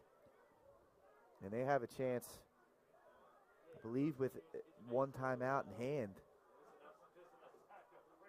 with 1:10 to go in the half, to potentially score again. Cape receives the second half kickoff. Yes, they deferred, correct. Denzel Jones is back deep. Rugby-style punt made. High punt, a lot of hang time, far side of the field, and will hit and go out of bounds. So with just 1:01 to go in the half, the Riders will get it one more time. Let's see how conservative they'll be offensively, Pat. Rain looks like it's 100% stopped. I'm looking for Denzel Jones, see if he can make another game-changing type play. Cape's got to keep an eye out for number 10 in blue. Riders will take over at their own 30-yard line. That was Navin Duffy, the punter for Cape Henlopen. Now the Riders take over at their own 30-yard line. CR leading 14-7. Sanchez split to the top of your screen. Jones down at the bottom in the slot.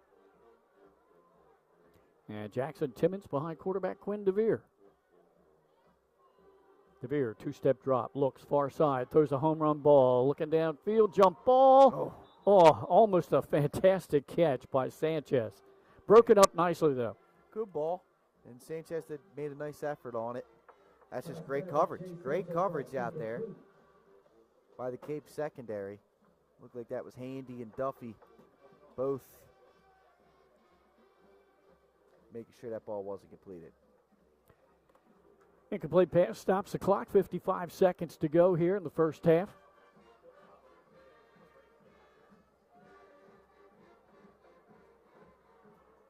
Once again, Sanchez split to the top of your screen. Jones is in the slot to the bottom, along with Irizarry.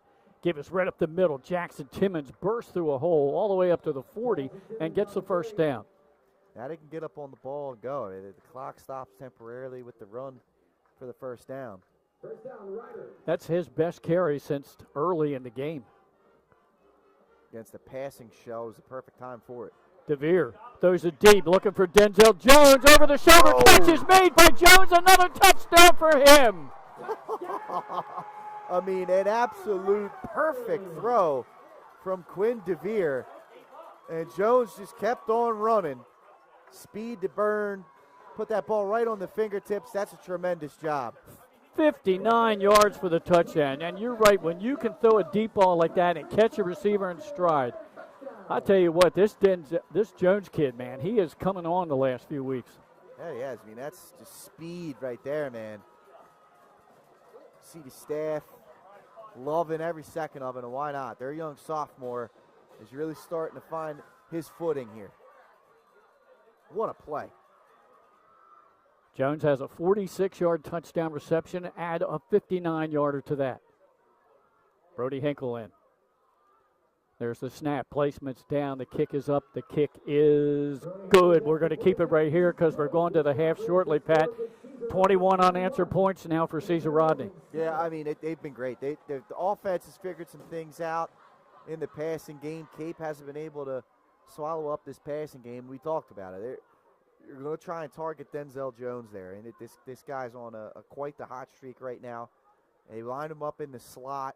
He did a great job getting behind, and you know, if you're even, you're beat with these fast wide receivers. And as soon as Quinn DeVere saw that he was even with the secondary player and that hips had to turn, he just threw that ball up as far as he could get it, and Jones is fast enough to run up underneath it and catch it. And then he even turned it down a gear and was still pulling away from the defenders. Unbelievable, man. Pat, unofficially, I have him for 3 receptions, 2 of them for touchdowns for 115 yards here in the first half. He had 200 yards in receptions last week down at the Castle. Unbelievable. I'll say this, a lot of wide receiver talent up and down the state. Oh, there is.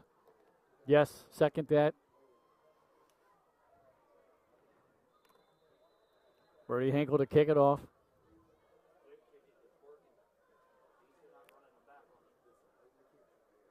Handy is usually one of the kick return specialists back there. Right down the middle of the field. It's going to bounce and be picked up inside the 10 at the 8-yard line. Good hit by the special teams of the Riders. They didn't let him get much. Over the 15 to maybe, it looks like forward progress to the 20. Yeah, initial hit there by Arshad McNair, number 16, and then cleaned up by some others. That was a great job. I think number 27 there, Jeremiah Heath, was involved at the end. Okay. But that's like the second or third time we've seen Cape bobble the kickoff. Yeah. Well, I think the ball probably still a little slick down there. As you talk about artificial surface, they drain great. And that's one of the major reasons to have it. Doesn't take a whole lot of maintenance. You don't get all the mud and all that, but it can get slick. That it can. All right, let's see what the Vikings do. Down by 2 touchdowns here.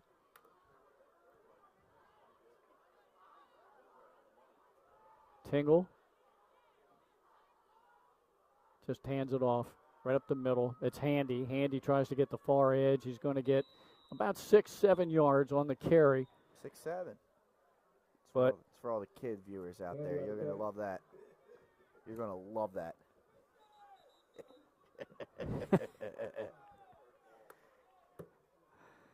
Glenn, you don't know Talk what about you don't know what you just did, Glenn. let's reverse that. Let's do it. How about the 76ers? How about the 76ers, man? I'm loving what I'm seeing from them. I can tell you that. I like that rookie, I'm telling you. Edgecombe? Yes. He's the man, dude. And of course Moxie, he's been on fire. I think we found a winner with Edgecombe. And Maxie's already proved himself to me last couple of years. Oh yeah, he did. And we got an injured player down, so we have an injury timeout with just 19 seconds to go in the half. Yeah, I can't wait to watch Sixers basketball again. I mean, it's like, after last year. Oh, it was such a disappointment. How refreshing has these first couple of games been? And they're only going to get better. I mean, McCain, who was tremendous last year, is coming back potentially tomorrow. He practiced today. Okay. Tomorrow or early next week. The much maligned Paul George. If you can get anything more than just the corpse status of him that you got last year, he'll fit in nicely as well. The big fella gets himself mentally right. Yeah. And he's not worried about his knee on every play. Yeah. They could be dangerous. Hey, got an update for you on our Dover Federal Credit Union scoreboard from Marty Sheehan. DMA has scored 12 points in 10 seconds. And they now lead Milford 18-16, middle of the second quarter. Glenn, that's got to be the fastest kickoff return of all time. It's got to be an onside kick recovery and a bomb. I mean, how does that happen? Right? Yes. Or it's a kick return, it's a touchback, and then a pick six or something. That's unreal. I'm sure we'll get clarification from Marty. There's a handoff again, right side. Running back, thrown back. Nothing there. And then we got a penalty. So I think that was Batson. Let's see what the penalty is. Face mask. Okay. So does this move the ball into Hail Mary territory? Yeah, Marty's hard at it. I see him typing. He's going to give you the explanation. That's why we love Marty Sheehan. Yes. Shout out to him and his mom viewing our game here tonight. Got to meet him both up close and personal a few weeks ago. That was a thrill. Real treat. Touchdown. Milford fumble on the kickoff. Next play, touchdown run. There you go. There you go. I knew he'd give you. Well, all you had to do was ask. That's all I need from Marty, man. And for that, Marty, I'll give you some entertainment in the second half. I got to think of what I'm going to do. But stay tuned. Got another timeout with just 12 seconds to go.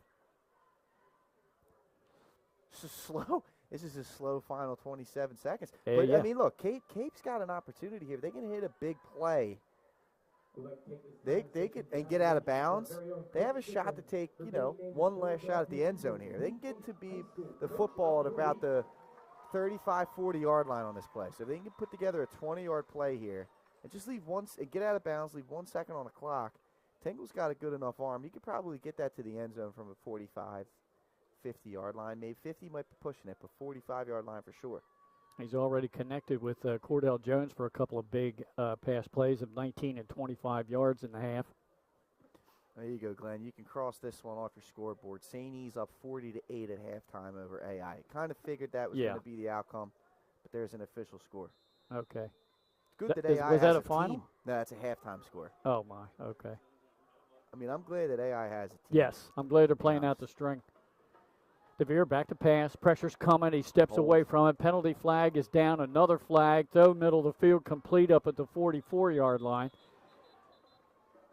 That might do it, though. I mean, this hold here for Cape is going to take the long shot. And that throw didn't even get a first down. So, they'd have been in trouble either way. Yeah, this is going to come back. And it's Sean Strickland kind of out on the field a little bit with the white hat, the head referee. They're going to back him up. Barely a second to go here in the first half. That last pass was completed to Lamuth.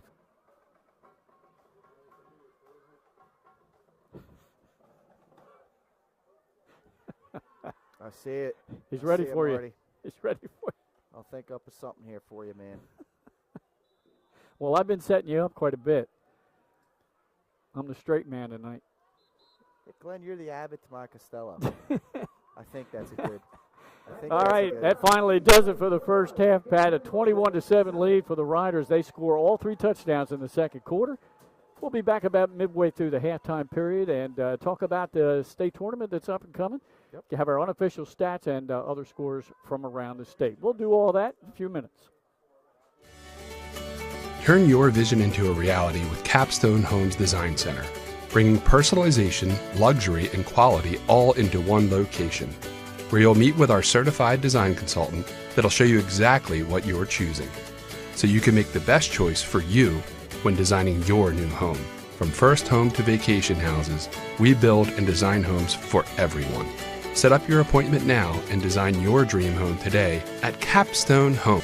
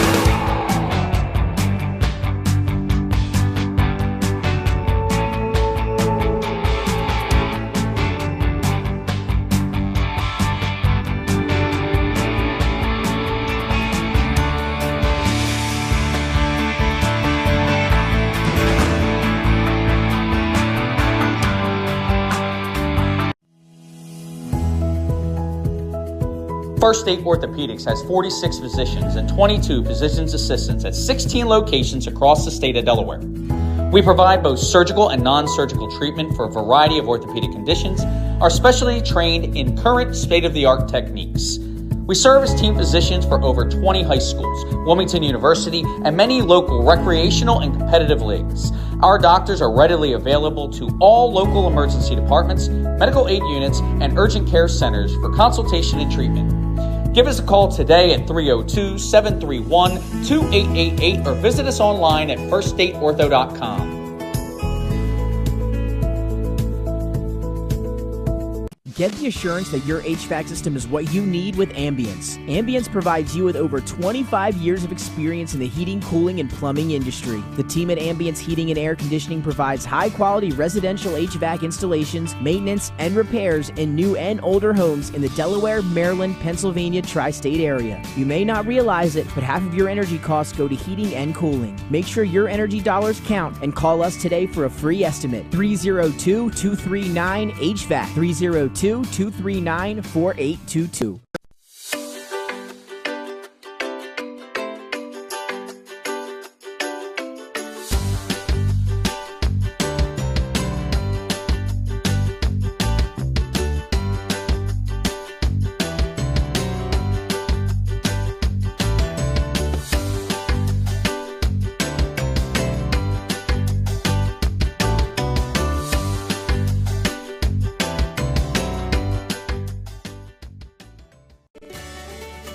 Turn your vision into a reality with Capstone Homes Design Center, bringing personalization, luxury, and quality all into one location, where you'll meet with our certified design consultant that'll show you exactly what you're choosing, so you can make the best choice for you when designing your new home. From first home to vacation houses, we build and design homes for everyone. Set up your appointment now and design your dream home today at Capstone Homes. Wraps, signs, banners, and promotional items that can help your business stand out from the rest. Looking for an excellent way to convey a professional image? Customized promotional products are the perfect way to target new customers, increase employee retention, and boost your brand awareness. Let the professionals at Cassidy Graphics bring your advertising ideas to life. Give them a call today at 302-326-2412. Again, that number is 302-326-2412. Again, Cassidy Graphics brings your advertising ideas to life.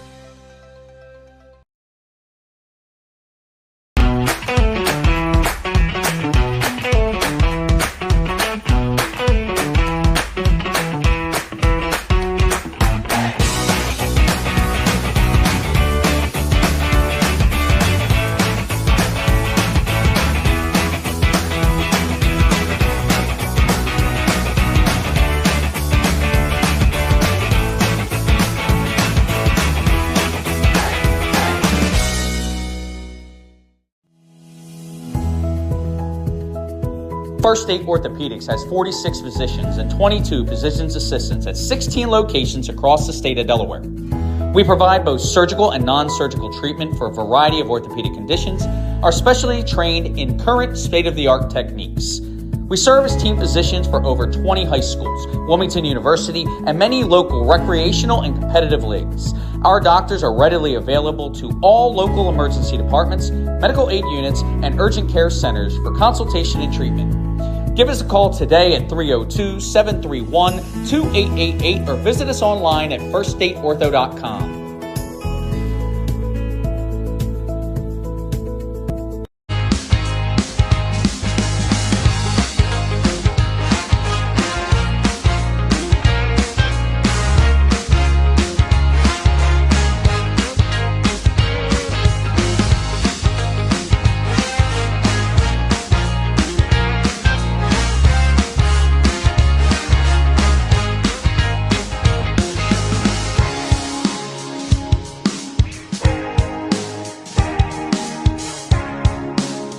Matt's Fish Camp has 3 locations, all conveniently located on Route 1 in Lewis, Bethany Beach, and Fenwick Island. Matt serves fresh seafood, coastal classics, and Sussex County comfort food. With an array of camp cocktails, craft ales, and a carefully selected wine list, there's something for everyone on the menu. Matt's is the place you can bring your family for dinner, grab lunch during the week, or hang with friends at happy hour. Each location offers unique outdoor dining and a raw bar featuring fresh, local oysters. Open daily for lunch and dinner. Stop into Matt's Fish Camp in Lewis, Bethany, or Fenwick. Paint Doctor, making house calls for your sick walls. Richard C. Edwards Jr., the owner of Paint Doctor, started it all in 2002. Paint Doctor prides itself on its personal yet professional approach to working with customers and holds itself to the highest standards with all projects. The Paint Doctor staff follows one main objective when performing our services. Customers and their homes are treated with the utmost respect. Our workmanship and quality of personnel is demanded at every step of the project. We treat your home as we would expect someone to treat ours. Preparation before painting is paramount. Just open the door and we will handle the rest. Paint Doctor also believes in a strong community involvement as well by supporting several local sporting teams, leagues, and schools. Paint Doctor services include interior and exterior painting as well as carpentry. Please visit our website at paintdoctorpainting.com for information or coupons to help with your next job. Welcome to Premier Physical Therapy and Sports Performance. We're a locally owned outpatient physical therapy practice with convenient locations in all 3 counties in Delaware. At Premier, we have experienced physical therapists with advanced credentials, but their hospitality, passion, and enthusiasm is what makes the difference for you. Find our convenient locations at premierptsp.com.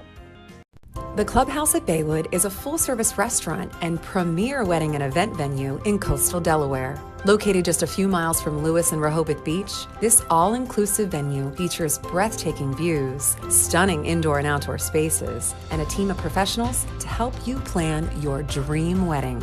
From our in-house florist to our award-winning culinary team, we will take care of everything, making sure your day will be one to remember. Reach out today to schedule your tour at Baywood. From Fenwick Island to Middletown, Surf Bagel is your go-to spot for fresh baked bagels and good vibes.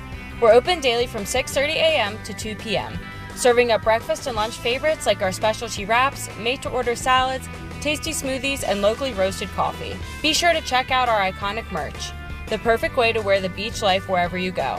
Dine in and enjoy the beach atmosphere or grab your order to go and hit the road. We're stoked to serve you soon. Turn your vision into a reality with Capstone Homes Design Center, bringing personalization, luxury, and quality all into one location, where you'll meet with our certified design consultant that'll show you exactly what you're choosing, so you can make the best choice for you when designing your new home. From first home to vacation houses, we build and design homes for everyone. Set up your appointment now and design your dream home today at Capstone Homes.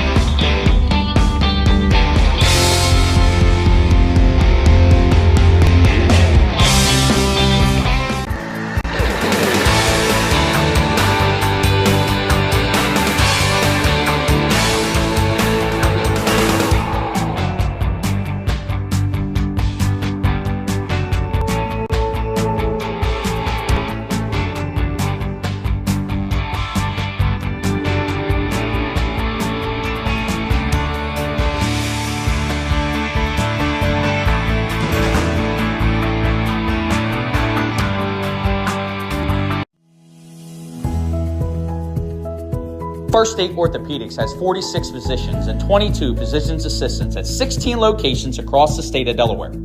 We provide both surgical and non-surgical treatment for a variety of orthopedic conditions, are specially trained in current state-of-the-art techniques. We serve as team physicians for over 20 high schools, Wilmington University, and many local recreational and competitive leagues. Our doctors are readily available to all local emergency departments, medical aid units, and urgent care centers for consultation and treatment. Give us a call today at 302-731-2888 or visit us online at firststateortho.com. Get the assurance that your HVAC system is what you need with Ambience. Ambience provides you with over 25 years of experience in the heating, cooling, and plumbing industry. The team at Ambience Heating and Air Conditioning provides high-quality residential HVAC installations, maintenance, and repairs in new and older homes in the Delaware, Maryland, Pennsylvania tri-state area. You may not realize it, but half of your energy costs go to heating and cooling. Make sure your energy dollars count and call us today for a free estimate. 302-239-HVAC. 302-239-4822.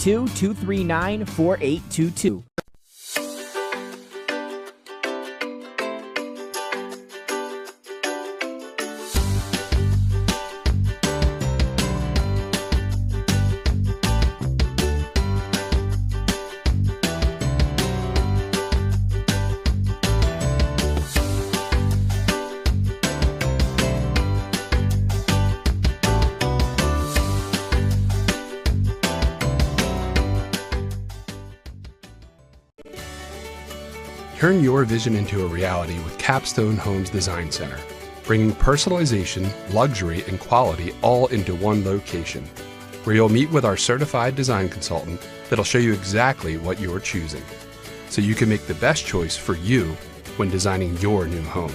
From first home to vacation houses, we build and design homes for everyone. Set up your appointment now and design your dream home today at Capstone Homes.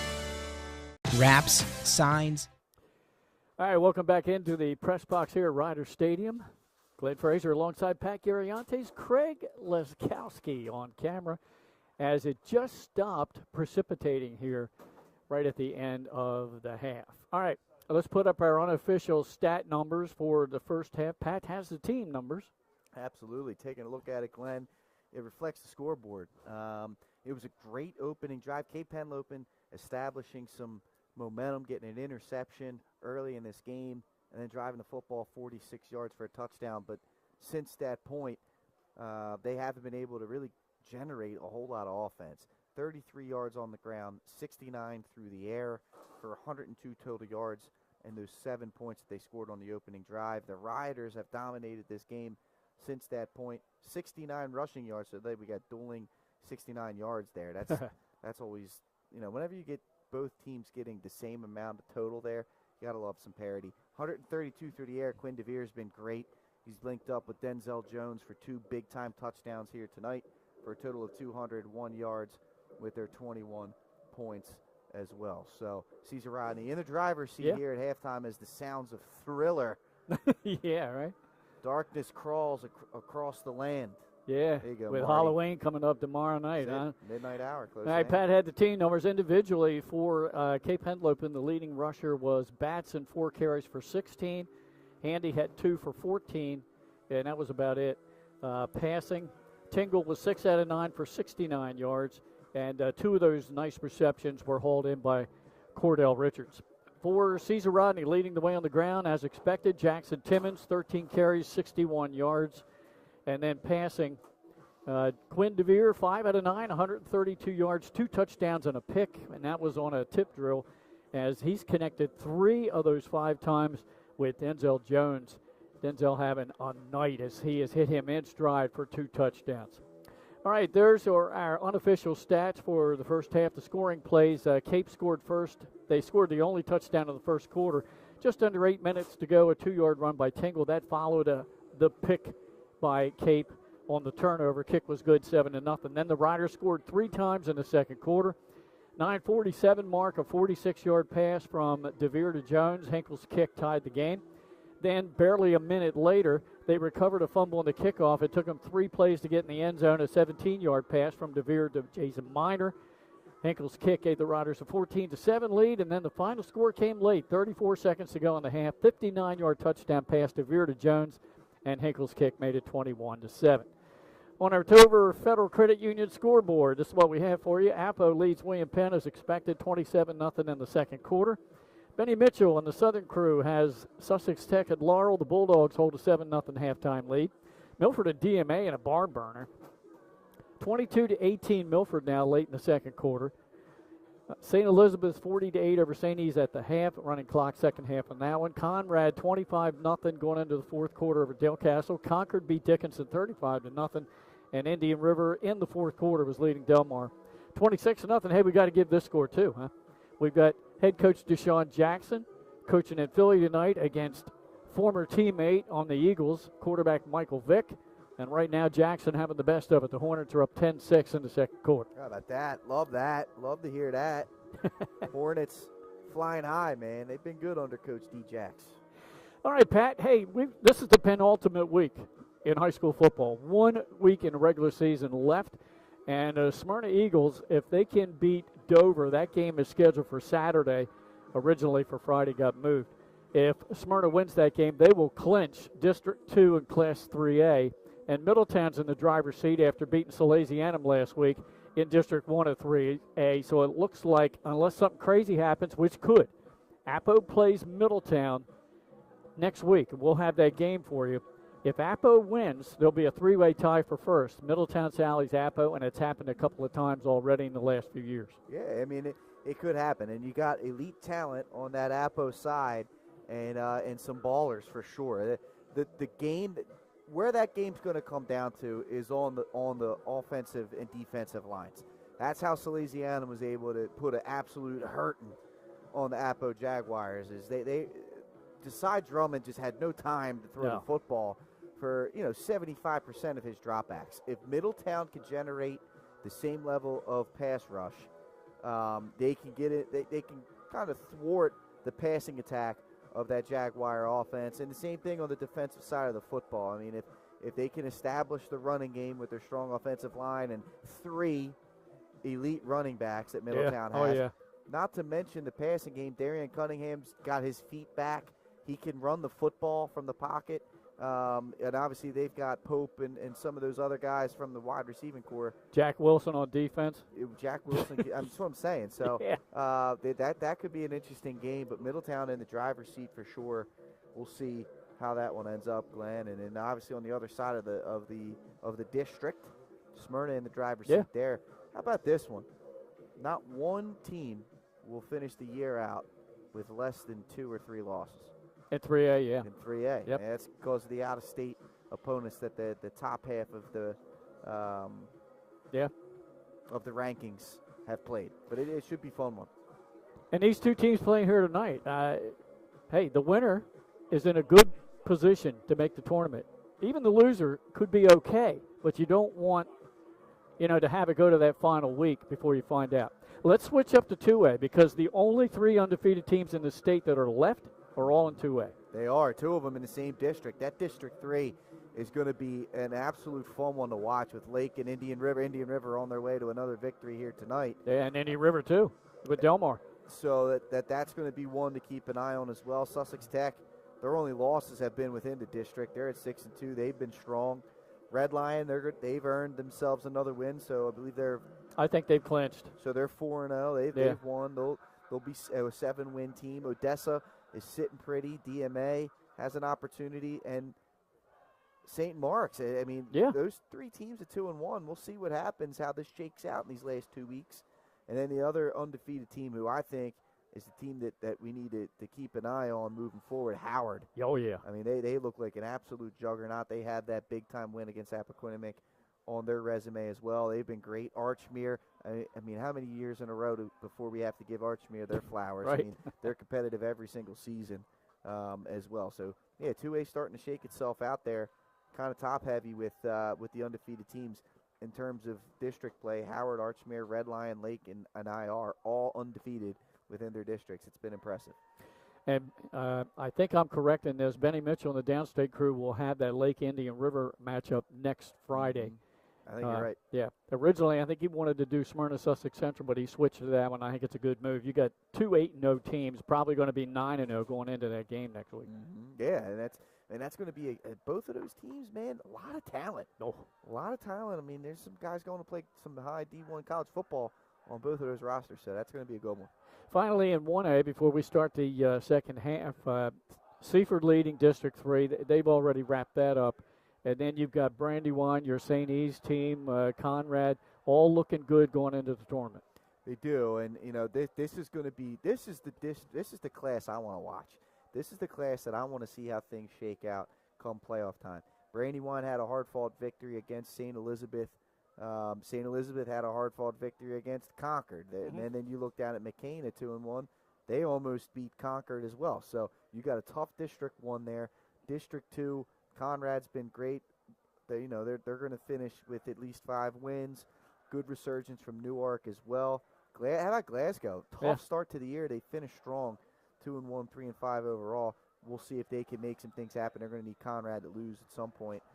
And then District 3, Seaford's the team everyone's saying to watch. Yeah. So keep an eye on them. And Newark Charter, they struggled with Conrad earlier in the season. So I think 1A is up for grabs. And that's going to be a fun one to keep an eye on as we get into playoff time. All right, that's our look at the tournament picture as it stands right now as we're just about ready to get underway in the second half. See what kind of adjustments these two teams have made.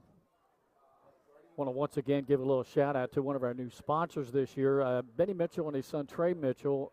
They put on a show every week called Pigskin Picks, and the weekly show this year is being presented and sponsored by Compete Event Management. They run wrestling tournaments throughout the state, have an apparel line that can be personalized for your tournament. If you don't want to run an event but you're seeking competition, Compete Events is where you want to be. They are well run and organized. The next event coming up Saturday, November 8th, the Back to School Tournament, and it will be held at William Penn High School. Once again, our thanks for Compete Event Management for joining up with 302 Sports this year. Yeah, it's great to have them on board, Glenn. All right, just about ready to go. Brody Hinkle teeing it up. Getting ready to kick off to Cape Henlopen Vikings.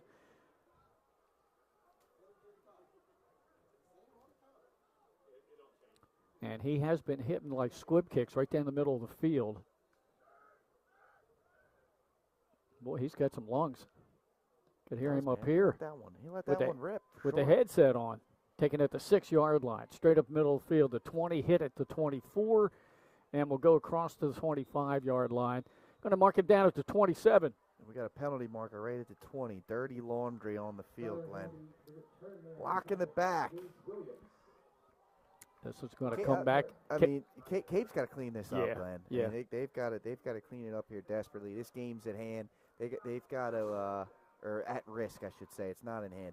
They need to get the cobwebs cleared out and come together with a good drive because this Riders team is hot right now, and that's not a good start to the half. This is going to back the Vikings up deep in their own end. So the flag was thrown at the 32. That's where they'll march off the penalty yardage inside the 20 and down to the 17-yard line. So that's where the Vikings will start. Jamison Tingle. I think you got to put the ball in his hands and let him go to work. He was pretty impressive in that opening drive. He's going to run it himself. Direct snap to him. As they run a quarterback sweep, you don't see that too often. Little but I like it. I mean, that's bootleg action. That's what they need to do for sure. And did a great job. There's Gerardo Rivera coming up on the tackle, and he just stuck his nose right in there, took the legs out. Tingle picked up 5 yards there. Second down and 5. His name is so close. Gerardo. I know, isn't it? I've had to stop myself from Geraldo. When I was typing up the info for the board, I said, uh-oh, we're going to have a problem with that. Again, Rivera. I love it, man. Yeah. He's not a very big guy, and he doesn't try to challenge you up top. He takes the legs out 2 plays in a row. Nice hit by Rivera. For negative yardage. And then we have a Cape player down. Yeah, it was the receiver on that play, and Rivera got him. That's one of those we call a dead leg, man. hits you right in the thigh, and it just gives out on you, man. It hurts. Got an injury timeout down on the field. Well, we do. Let's check and see if we have any scoring updates. I don't think I see anything coming we got across. One from the fourth best game tonight, which is Laurel leads Sussex Tech now 14-0 in the third quarter. That's Benny Mitchell's game. Dolphins up 3-0 on the Baltimore Ravens. Yeah, they kind of got better last week. Who did? The Ravens. I know. I got them wrong in my work pick'em league, man. Wasn't anticipating Snoop to do what Snoop did, man. He was great for them. Is Lamar back tonight? Not sure. I can't remember if it was tonight or next week. Let's see. Injured player is just now being taken off the field. The Milford DMA game is finally at the half. It's 22-18 Milford. So Buccaneers trying to pull a little upset tonight. Lamar is back. Lamar is back tonight. Big third down, Glenn. Empty set. Tingle back, has time. Now he's being pressured. He gets away. Middle of the field again, and he completes the pass. I believe that was to Lamuth. Oh, it was. Great job finding. Way to extend the play. Great protection by his offensive line. And Lamuth just found a soft spot in the zone.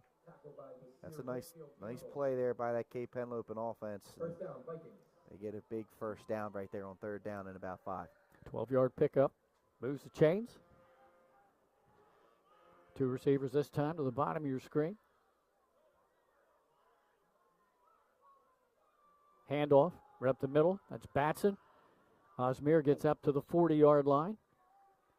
It looked like one of those dangerous hip drop tackles. Good to see Batson get up there. That's a nice first down run there for Cape. Maybe their offense starting to find some things here. 6-yard pickup on first down. Second down at 4 coming up. 6-yard gain on the play. Second down. We have another game coming up for you on Saturday. Got a matinee event for you. Noon kickoff. Big noon kickoff? Just below the C&D Canal, or the ditch as Benny Mitchell likes to call it. St. George is hosting Sussex Central. Handoff again, up the middle. Batson again. Very close to a first down. We had an old school crack block right there, man. I haven't seen one of those in a long time. They brought Cordell Richards in from the slot, and he set the edge on the defensive end right there to set up the big play, and that's going to be a first down. Yep, there. Took a look, going to give him the first down. Like a good color analyst should, Pat, picking up on those defensive hits. Hey, man, you got to do what I can. I thought for a second there, Glenn, I thought you were going like a good neighbor. State Farm is there. Yeah, they're not a sponsor yet. They're not. They're not. We're working on that. Hey, for them, I'll wear khakis. You know? Oh, we've got some movement up front. Penalty flag thrown by the side judge. Got encroachment here. Yep. 5 yards against the Riders. Puts the ball up near midfield. First down at 5 for Cape Henlopen. Opening drive of the second half. Vikings trying to get in the end zone like they did in the first quarter and slice into this lead. They trail 21-7. Tingle, straight back, pass, pressures, coming, he's wrapped up. What a job to fight his block off by Irizarry and then get the sack. Great job, Irizarry, and there looks like there's another penalty marker on the field, though. Let's see what this is, Glenn. Maybe a hold, we'll see. Hold on the offense. It's declined because they got the 10-yard sack anyway. Yeah. Irizarry did such a great job. He just pushed his blocker all the way back to Tingle and then wrapped him up. Second big sack of the game for the Riders. First one of the night was Charles Johnson, the sophomore. Hey, when they've needed a play, they've made it so far tonight. This is an impressive performance so far here by this Caesar Rodney team. In every facet of the game, they've been impressive. Big second down and long coming up here. Ball back at the 39. Tingle looking to pass. Pressure comes right up the middle. He runs for his life.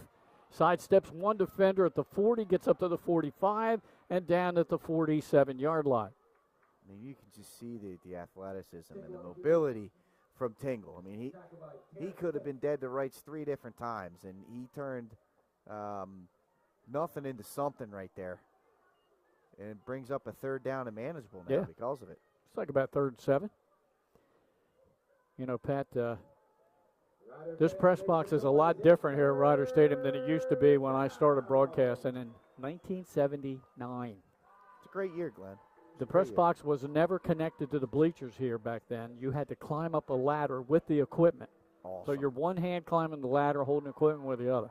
I'm assuming you didn't have windows either, right? Did they have like the wooden panels that you had to raise up? Yeah, no, we have windows. Oh, okay. Sorry. Tingle back to pass. Steps up in the pocket, throws middle of the field. Wow. Oh, what a catch made. I think that's Batson. No, it was Cordell Richards. Richards has been tremendous in the passing game today. He picked that one up off the turf, not literally, figuratively. And that was an impressive job by him to go down and make that catch. That play goes for Henlopen, first down. It's a big play right there for the Vikings. They needed that one. Richards, it's almost every night, every catch he's made has been the middle of the field, finding a hole in the zone, and he's the check down guy. And when Tingle gets in trouble, that's who he looks for, and he's found him tonight. Handoff right up the middle. Breaking one tackle. That's Batson, breaks another. He's down inside the 30, close to the 25. Defense is starting to leak a little bit. For the first time tonight, Cape has been able to put together an extensive drive that's not on a short field. It's about a 12-yard pickup there by Batson. Best run of the day for Batson, I feel like. Yeah. First and 10, just outside the Ryder 25. Again, this is the initial drive of the 3rd quarter. Fake to Batson. Tingle takes it himself. Spin move. Got a couple of yards down to the Ryder 23.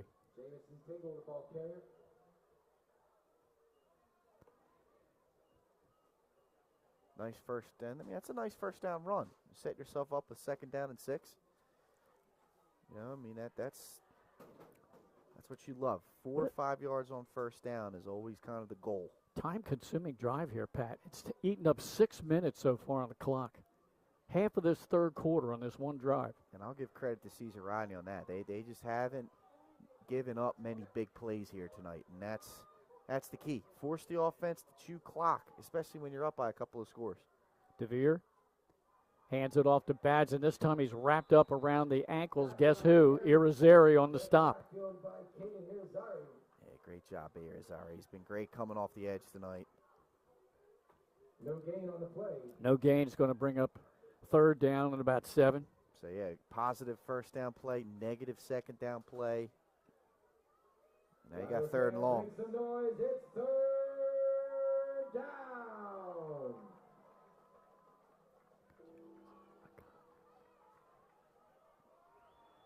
DeVere looks over the defense. Takes the high snap, fakes it, he's back to pass. Pressure was in his face, and he's going to go down. And again, that was Irizarry who got in there first. Irizarry did everything right except for jump. Yeah. If he stayed on his feet right there, he had a nice sack in the backfield. I understand it's tough, and your eyes get all big. You want to swat that pass down. Nonetheless, he had help, and he'll set up a 4th down here. DeVere picked up a couple, so it's going to be 4th down, about 4, maybe 5. Ball resting at the Tingle, excuse me, not DeVere. Fans get loud. It's 4th down. It's a big play, Glenn. I mean, they've had a few of them here. They've executed on the previous 3rd downs. This is the first 4th down opportunity. Do they got one more in them? Tingle back to pass, rolls far side. Looking downfield. Is he going to run out of real estate? He throws it. It's caught in the middle of the field. Down inside the 5-yard line. And I think that was... It was Lamuth again. Lamuth. And it's a big-time play right there. Again, Tingle creating space with his feet and finding Lamuth. Again, just sitting down the middle of that defense. I mean, that's just great job. Riders are going to call a timeout. They want to talk things over defensively here. Just under 4 minutes to go in this third quarter, and this has been all one drive by Cape, a time-consuming drive that's eaten up 8 minutes on the clock. But it'll be all for naught, Pat, if they can't get in the end zone here. Nah, yeah, they've now entered into the situation where they have to score.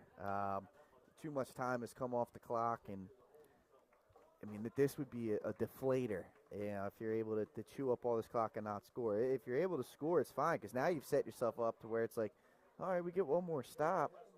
We could tie this game up in the fourth quarter. And that offense of Cesar Rodney has been sitting on the sideline for a long time at this point. All right. Defensive coordinator has left the Riders huddle.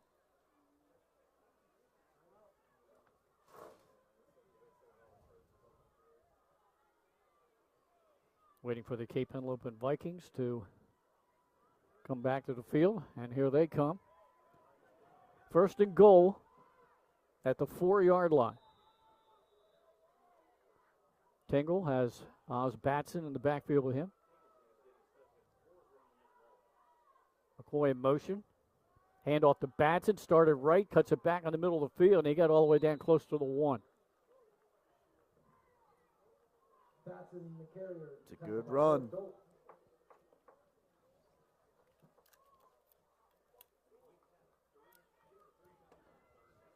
Batson on the season. Scored 5 touchdowns for the Vikings. And this is just a great, well-executed drive by Cape. And, 2 third downs, a 4th down. Yeah. They've stepped up when they've needed to here. See if they can finish it off. Tingle hands it off. Batson was hit. He stretched out. Did he get in? They're calling a touchdown, a 1-yard run for Osmir Batson. Great work. What an answer here by the Vikings to kickstart this second half. Tremendous job. Plays through the air, plays on the ground. Batson finishing it off. Got ourselves a football game, Glenn. Yep. Back to a 1-score game. Osmir Batson on the carry for the Viking touchdown. That brings on Austin Tyndall, the kicker.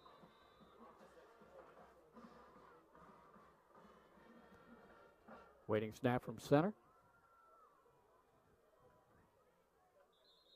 They jump up to the 1. Do they think about it here, Glenn?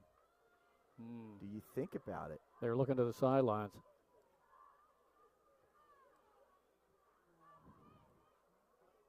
I mean, Batson looked great in the short yardage there.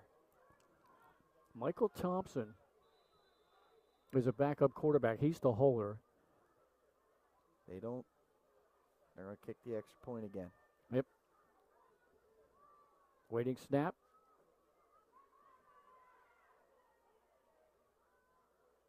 A little high. Thompson brings it down. The kick is through with 3:03 to go in the third. Cape Henlopen scores for the first time since the first quarter. First drive of the game. Yeah, they snap a 3-touchdown run there by the Riders, and it's a 1-score game at 21-14. Pat and I will be back right after this. Tonight's winner will take home $82. The winning ticket number is...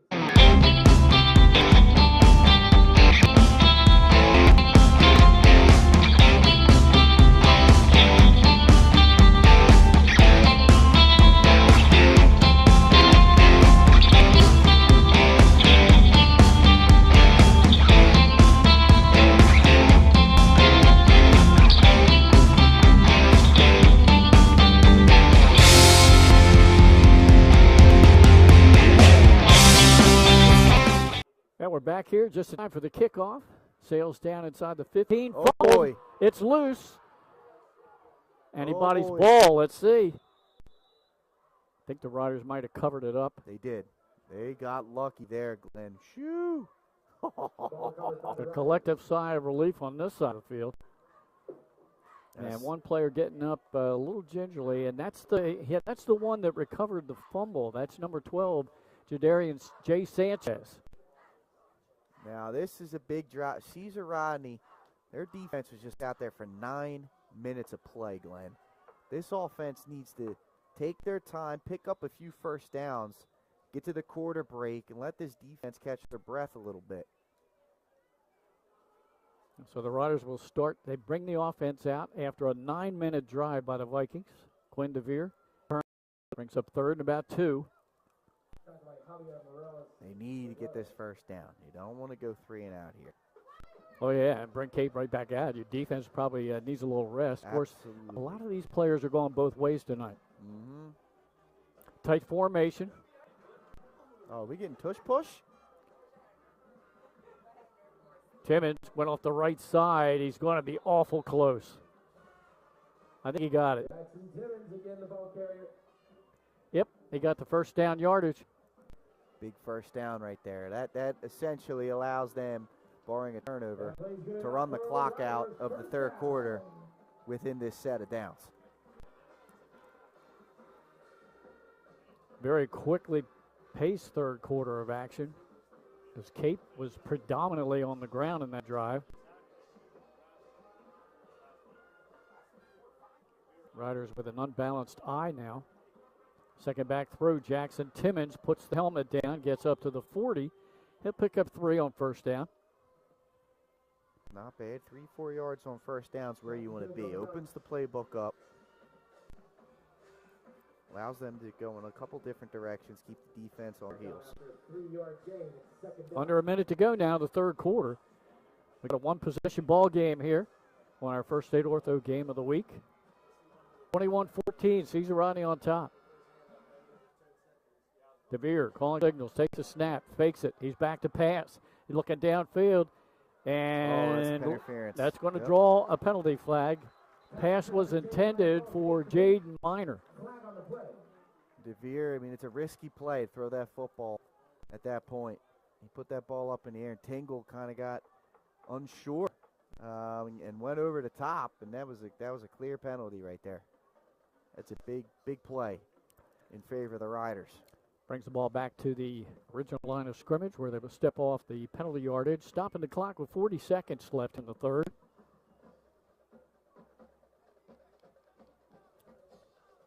Got a couple of score updates. Laurel leading Sussex Tech 14-0 in the third. That's Benny Mitchell's game on 302. Conrad, we just told you they went final. They defeated Del Castle 39-12. Congratulations to the Red Wolves for clinching their district. All right, here we go. First and 10 at the Viking 45-yard line. DeVere turns, gives it to Timmons. Timmons sidesteps a defender at the line of scrimmage, puts that head down. Got a couple and then a late flag. Let's see what the penalty is. Came from the back judge, I think. So I'm thinking holding. Personal foul, defense. Wow. Another penalty on Cape. That hurts. Ooh. And we haven't had too many personal fouls tonight, Pat. That might be the first one. I'm thinking you're right.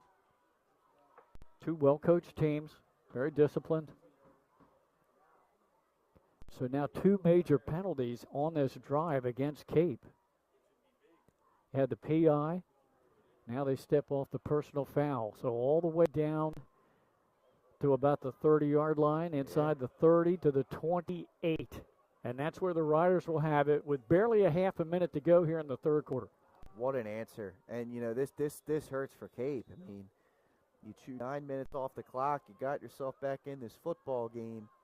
You needed to stop. And this is not – at least force Caesar Rodney to get their own first downs. I mean, you've helped them out now on back-to-back plays. Yeah, this looks like the Eagles, a tush push here.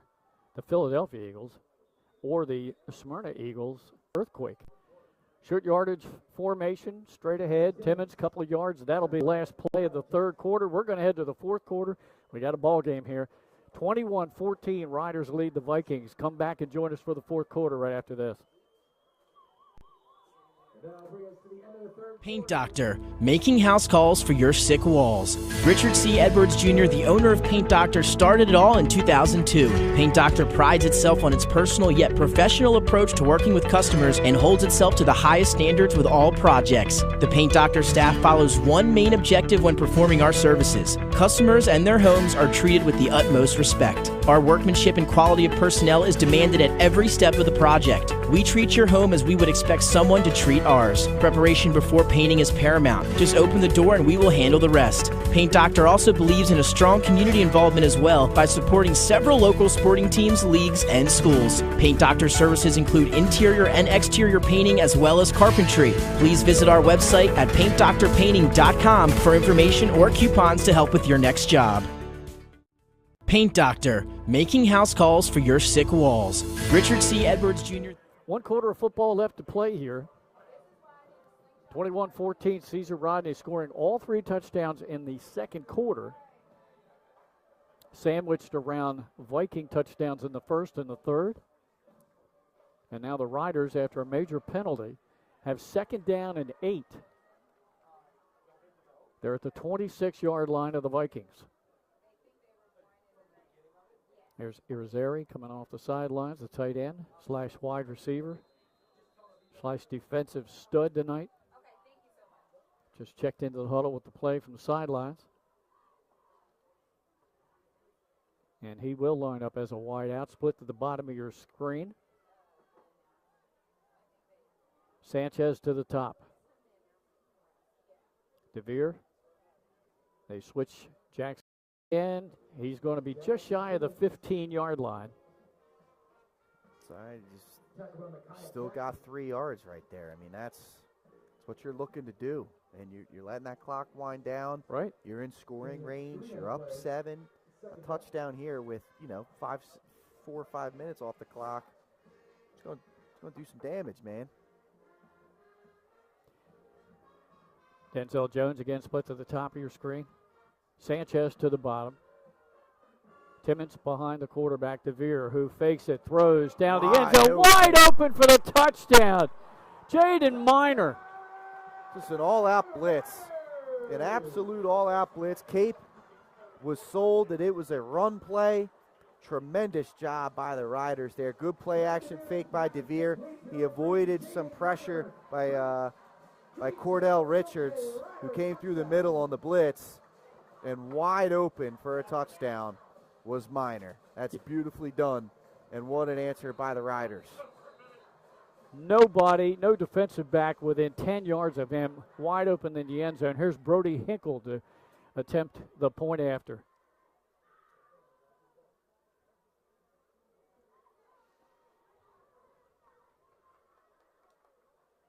Low snap, placement down, kick has the distance, and the kick is good.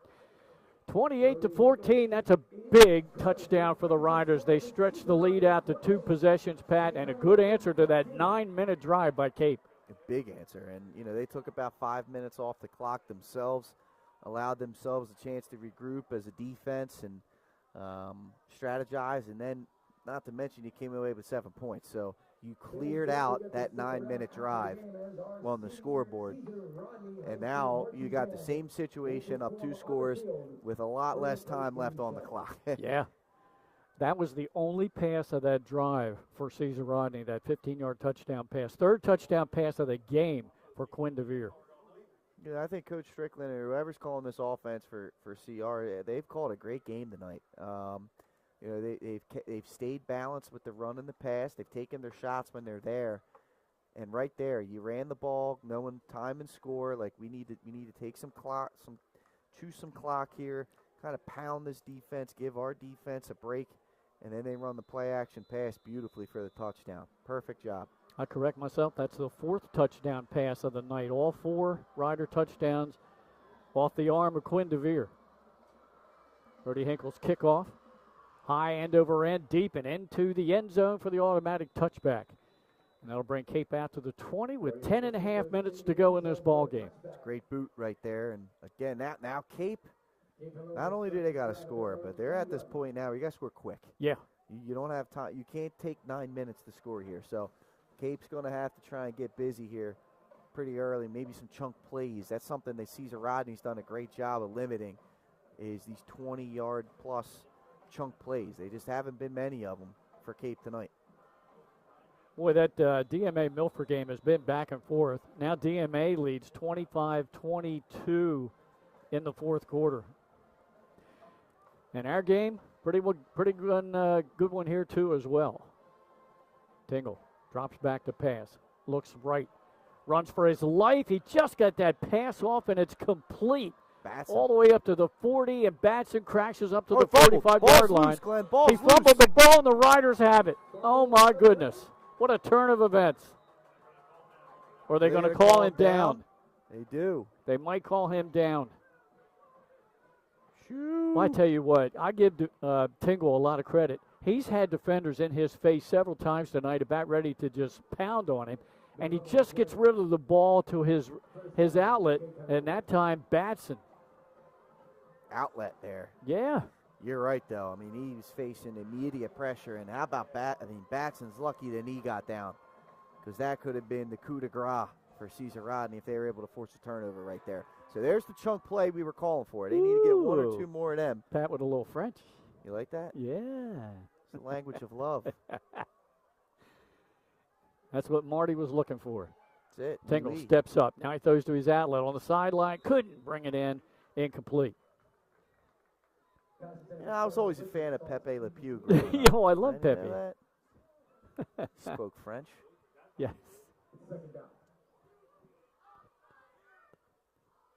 I mean, does it get any better? Do the kids have anything like that now? No. Looney Tunes were the best, man. I mean, I don't think they got anything. Foghorn Leghorn. He's the best. I say, what boy? I swear. Son? You a chicken hawk. Yeah, I'm looking for a chicken hawk. I said, what son? They just this don't ain't have no it, chicken. Man. They got Bluey. What do the kids got today? Elmer Fudd. They don't have that. I'm hunting Wabbits. I'm hunting Wabbits, Pat. Very quiet. All right, here we go after a big pass play for Cape. Not to mention Space Jam. Tingle steps up in the pocket. He's looking downfield. Now he's being pressured. Now he lets it fly, out of bounds and incomplete. I mean, that's, yet again, Caden Irizarry wreaking havoc in that backfield. I mean, the great secondary play here by Caesar Rodney. Tingle's just trying to stay patient, waiting for something to break open. And it's Irizarry, more times than not, that ends up crashing the party and forcing him to throw the football away or coming up with a sack. Sussex Tech has scored. It's now 14-6. Laurel on top of the Ravens. That's at the end of 3. Apo leading William Penn now 27-8 in the third. And we have a third down and 10. Tingle looks right, throws middle of the field. It's a little low. I don't think that was a completed pass. It definitely hit the turf. That might be the first missed throw we've seen from Jaden Tingle tonight. He was looking right there for Micaiah Jackson, and Jameson just short-armed it. It was open there in the middle of the zone. I mean, that play was there. There's a big play right here, 4th down and 10. And the Riders have been pressuring Tingle all night long. Big play right here, man. This could be the game, Glenn. 2 receivers to the bottom, 1 to the top. Jamison Tingle and the gun. Takes a snap, straight back. Throws downfield, underthrown and incomplete. They will turn the ball over on downs to the Riders with under 9.5 to go. Great defense. Again, I mean, they were swallowed up. This coverage by Caesar Rodney has been outstanding, especially on the big plays. I mean, the passing plays that they have let up have been in the middle of the zone in that intermediate 7 to 12-yard range. They've done a great job of not letting any big chunk plays happen or get anyone behind them. And I couldn't tell if there was a miscommunication in the slot or if Tingle just missed that throw to the outside receiver on the inside. Nonetheless, Caesar Rodney well in the driver's seat now. They can get themselves right back into cruise control with this running game. Up 2 scores, under 10 minutes to go. Riders looking for their 6th win of the season and their first win over Cape in quite a while. Irizarry split to the bottom of your screen. Handoff up the middle. Jackson Timmons. He just like shot out of a cannon, and he got 10 yards. Unbelievable. And, you know, that's going to be the recipe here for this group the rest of the way. That'll move the chains. And like Pat said, that's what the Riders want to do, keep that clock running with a 2-score lead. Sanchez checked out of the offensive alignment, the wideout. Riders spend a lot of time in the huddle here. As they should. I mean, again, I'm taking as much time off the clock as I can. I'm keeping an eye on this back judge to make sure that I don't get a delay of game penalty, and just keep chewing this clock. That time handoff to Bethier Whitfield Gamble.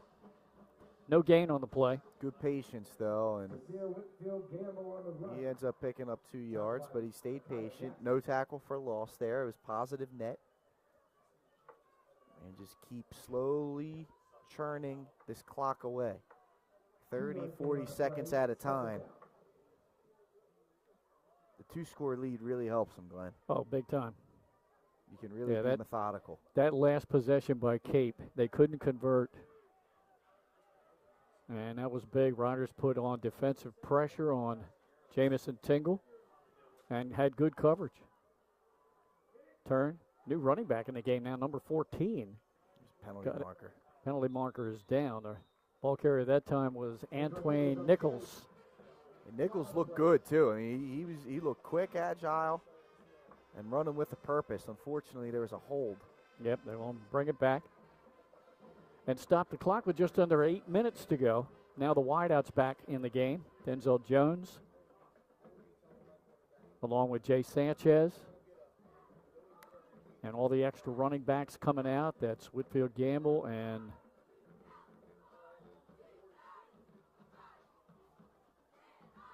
Gage Williams.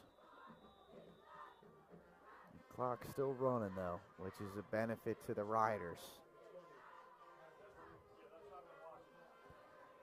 Trips to the bottom of your screen. Lone receiver to the top. At the top is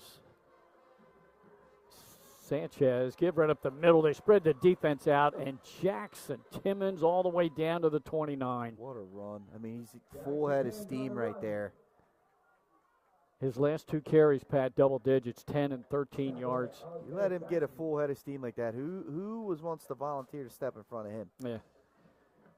Over 100 yards rushing on the night now for Timmons. Clock running, closing in on the 7-minute mark. Riders will finish the regular season next week at Dover High in the Civil War rivalry. And Cape will take on St. George's. Timmons right up the middle. Timmons inside the 20. Another big run. Oh, Caesar Rodney has hit their stride here. And starting to pour it on a little bit. Yeah, and if you're Kate Henlopen, the defense maybe hands on the hips a little bit now because you're down 2 scores. Well, the last thing you want is a fully loaded Jackson Timmons bearing down on you. You don't. That's the last thing you want when you're kind of like on your heels, like, oh my gosh, now I got to tackle this bowling ball. Hey, they run, and then boom, they hit you with a surprise pass like they did on that last drive. I'd be curious to see if they do that now. They're kind of in a position where I would just keep running, shorten this game up as much as I can. Irizarry and Minor split to the bottom of your screen. Sanchez and Jones to the top. Handoff right up the middle, not much there. That's number 14 again, Nichols. Officially, he'll get 2 yards. Over the midway point of this 4th quarter now, Glenn. Yeah. Denzel Jones, the sophomore wideout, brings the play in from the sidelines. Quinn DeVere right behind him. DeVere with 4 touchdown passes in the game.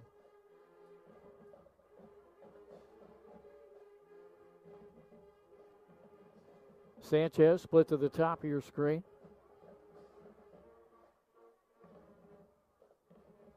And the other three wideouts are right tight to the line. It's going to be a running play left side. Good block. And Jackson Timmons breaks to 10, the 5. He's in the end zone.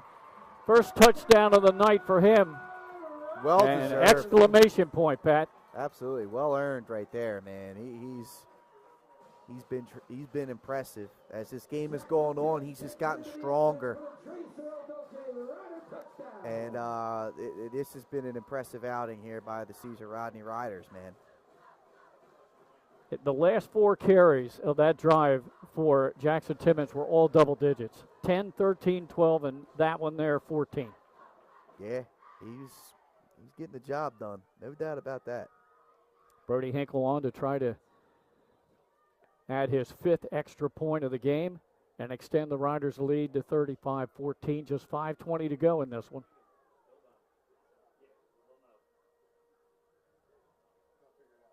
There's a snap, placement's down, kick has plenty of leg and distance and splits the uprights. 5:20 to go in this one now, 35-14 in favor of Caesar Rodney. We'll be back right after this.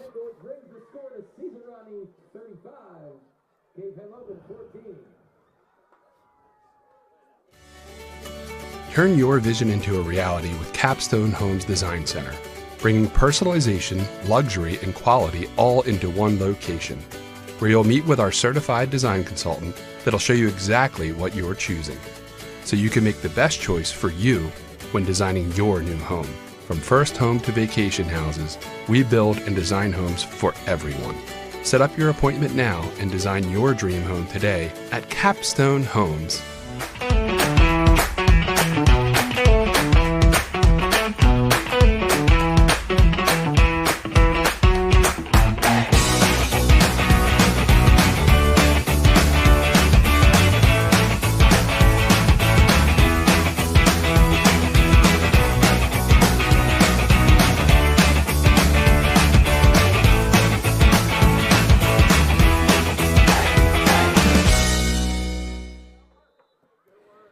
We're back. Got a couple unofficial stats for you. Jackson Timmons, 140 yards rushing tonight in the game, and that touchdown. And Quinn DeVere has completed passes for 147 yards and 4 touchdowns. The kickoff will go out of bounds. Cape will get it at the 35 with 5:20 to go, and we're probably going to see a lot of Jamison Tingles passing here.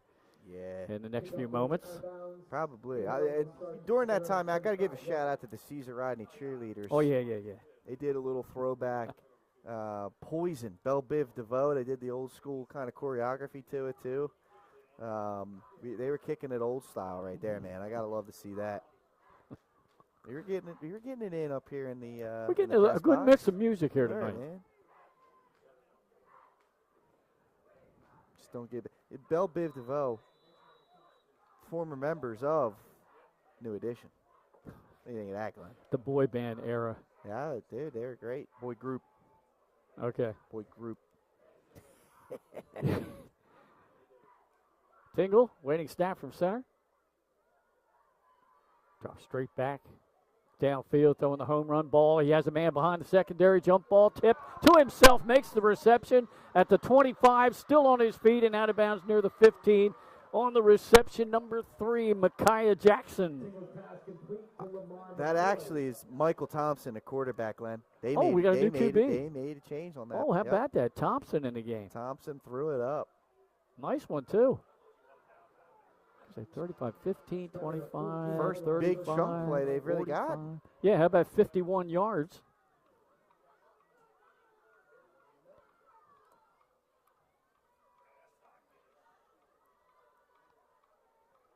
And the clock is stopped.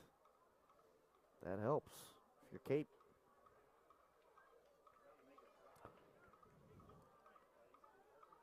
So Thompson, the backup quarterback, in now. Spelling Tingle, give right up the middle, and there's a touchdown run. How about a 2-play drive? Yeah, that's up penalty marker. There's Let's a see flag what this down is. now. Yep. It's going to come back. CR get lucky right there. And there's a penalty marker there, too. Is that a second one that threw in the air, or did I not? Okay, just one. All right. Was there a second penalty marker thrown or no? I'm not, number 8 there got the touchdown run. That's Ty Handy. Yeah, well, this is what Caesar Rodney can't have happen. You can't give them 7 points here. Quick scores. Quick. Right. Clock shows 5:03 to go. And, for Cape, credit to them, in the QB switch, it's a hold. Hold against Cape. Is there another? And then we got a dead ball on sportsmanlike against Cape. Wow. Ooh. So you got a 10-yard, and then you're going to mark 15 more after it. Yeah. And Chip Knapp can't be happy about that. He's out on the field just a little bit along the far sideline.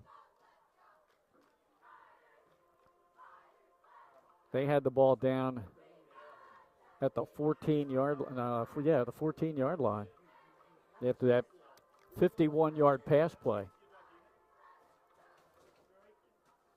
I got an update on that very competitive Milford DMA game. It's now 32-22 in favor of DMA in the fourth quarter.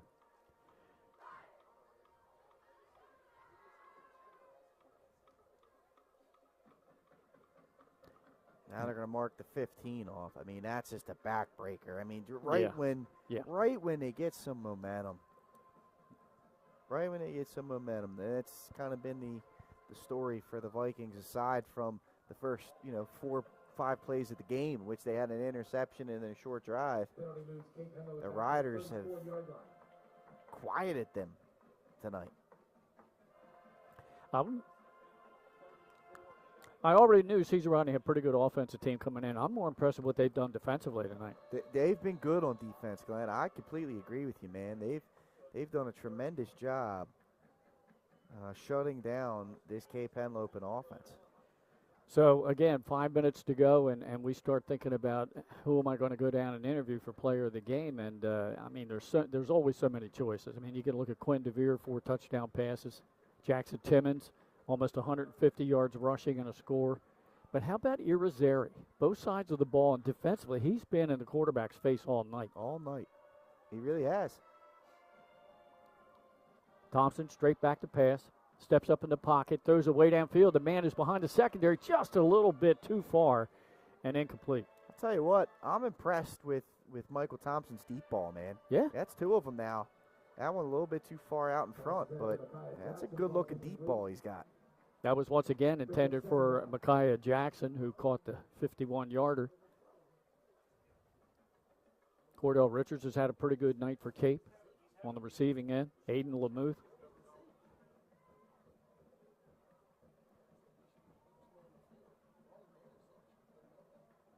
Caesar Rodney, what a defensive effort tonight.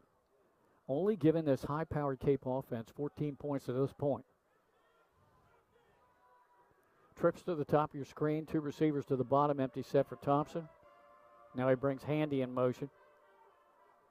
Looks over to Handy, but throws in the middle of the field, and the Riders are right there. They snuffed that out. First time they've stopped that play. I mean, both the first 2 times they ran that play to Cordell Richards, they went for big plays. Not that time. Basir Whitfield Gamble was not going to be fooled by that play once again. Big-time tackle. Yeah, great read by him. He saw that coming all the way. Now it's 3rd and Pike Creek. Yeah. All right, Pat thinks we're still upstate. Maybe let's see here. We have to go towards the Delaware Bay here. Yeah, I'm not too aware of down here. 3rd and Camden. We're in Camden. Oh, we're in Camden. Yeah, my Lord. That's okay, buddy. It's all right. 3rd and Bridgeville. You're on the music tonight. I'm on the. The Lamuth in motion. Thompson drops straight back. Pressure is coming. Looks for Lamuth and just throws it away over his head because he had Irizarry and also number 56 for Caesar Rodney right in his face.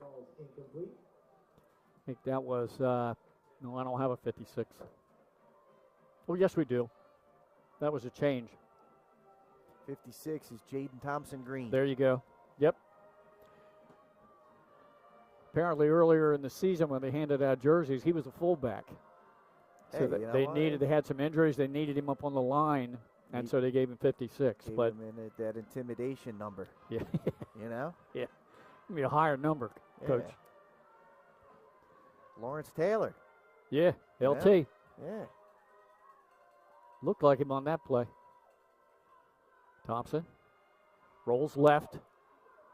Throws downfield, a man wide open at the 20-yard line, breaking a tackle, and still on his feet down close to the 11. What an effort, though. That's Jackson again. A heck of an effort. He's going to be about 6 yards short on that fourth down play. But that would have been a tremendous individual effort if he somehow would have got that first down. 24 yards on the pass play. So how about Thompson stepping in here? He's completed 3 out of 4 for 75 yards. Yeah, big plays, man. Big-time yardage plays. Now, Caesar Rodney a couple of first downs away from victory formation. 3:46 to go. 21-point lead for the Riders. They'll improve to 6-3. Even their record in the district at 2-2 with their rivalry game with Dover next week coming up. Cape will fall to 5-4 overall, also 2-2 in the district, and they play St. George's at home next week. Handoff right up the middle. I believe they gave that one to Gerardo Rivera. Yeah, the little guy. How about that? Yeah. Why That's not? another guy who's had a heck of a game tonight. Absolutely. Give Rivera some love, man.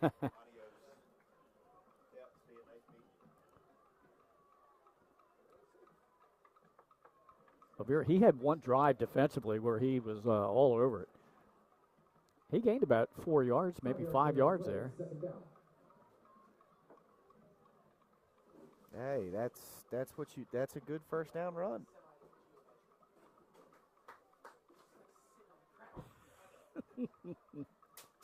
Shannon Timmons calling me out for my age, thinking I didn't know about Belle Biv DeVoe. Hey, look, he knew about Frank Sinatra last week, folks. Shannon, they never doubt me. Another handoff right up the middle. Running clock, Riders here, as we're down to 2:40 to go. All right, so, Pat, we got to make a decision who I'm going to go down there and interview. Tough one, man. There's a lot of great performances tonight. Oh, my gosh. Denzel Jones. Then, yeah, 2 touchdowns. Quinn DeVere. Four touchdown passes. 4. Irizarry. You know, Irizarry you could go with. And to close it out, Jackson Timmons was tremendous to close this game out. Yeah, it's always tough.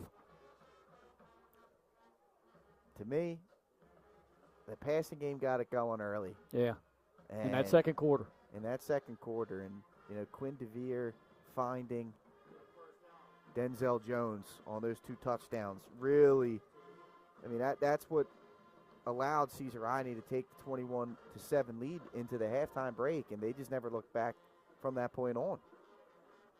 DeVere taking all the time. Hands it off. Good gain that time. That's the first down that they needed, and now victory formation. Yep. All right, Pat. So I'm going to let you set up our crowd mic. Absolutely. So we get that all squared away. You got it, my friend. Take it away. And I'll head down, and I might pick a couple of guys out. We'll see. Well, do what you got to do, man. Like I said, I mean, it was such a balanced effort tonight by Caesar Rodney. You got a handful of guys that contributed to this win. There wasn't one absolute standout for sure.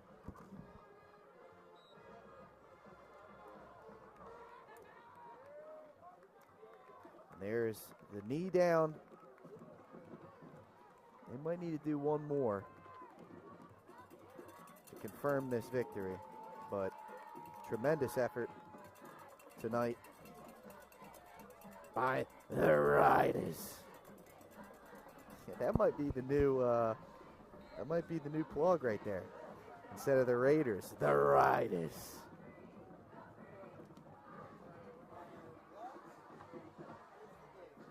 That's going to do it, folks. We're under 20 seconds to go. Caesar Rodney moving on to 6-3 on the season. Cape Henlopen falling to 6-4 on the year. Big win for the Riders on their home turf on senior night defeating the number 7 team in our Super 7s, 35-14. We'll go to commercial break. When we come back, Glenn's going to be with our players of the game. And we'll get him right here on 302 Sports. Be right back after this.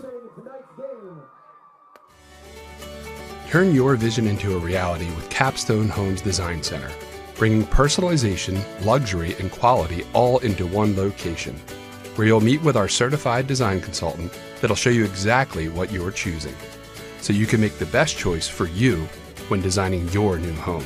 From first home to vacation houses, we build and design homes for everyone. Set up your appointment now and design your dream home today at Capstone Home.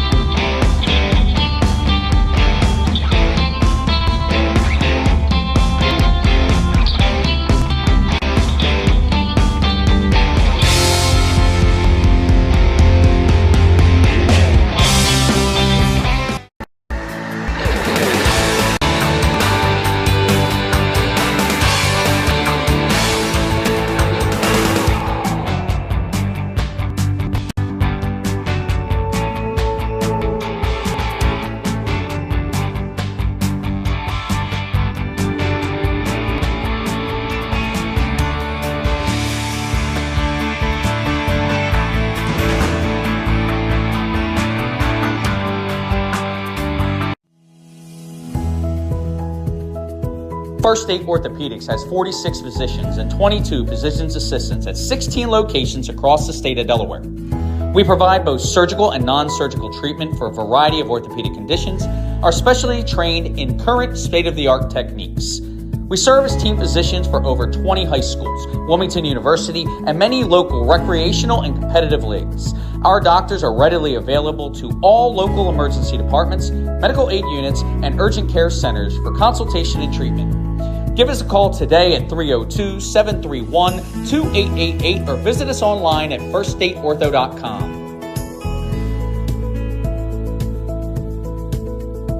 Get the assurance that your HVAC system is what you need with Ambience. Ambience provides you with over 25 years of experience in the heating, cooling, and plumbing industry. The team at Ambience Heating and Air Conditioning provides high-quality residential HVAC installations, maintenance, and repairs in new and older homes in the Delaware, Maryland, Pennsylvania tri-state area. You may not realize it, but half of your energy costs go to heating and cooling. Make sure your energy dollars count and call us today for a free estimate. 302-239-HVAC. 302-239-4822.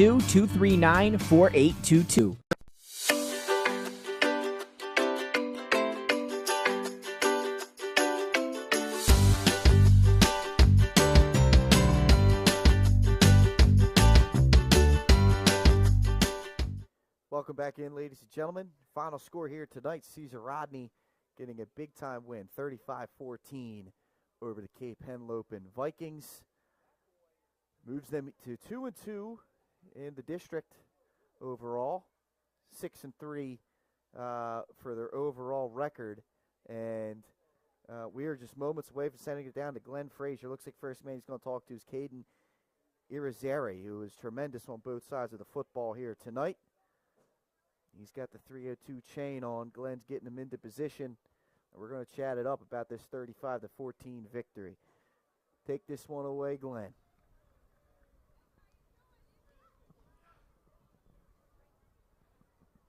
All right, we're ready downfield here with our player of the game. I tell you, every time we have a game, you could give it to a lot of offensive people, like your quarterback Quinn DeVere with 4 touchdown passes. Denzel Jones had a couple of good receptions.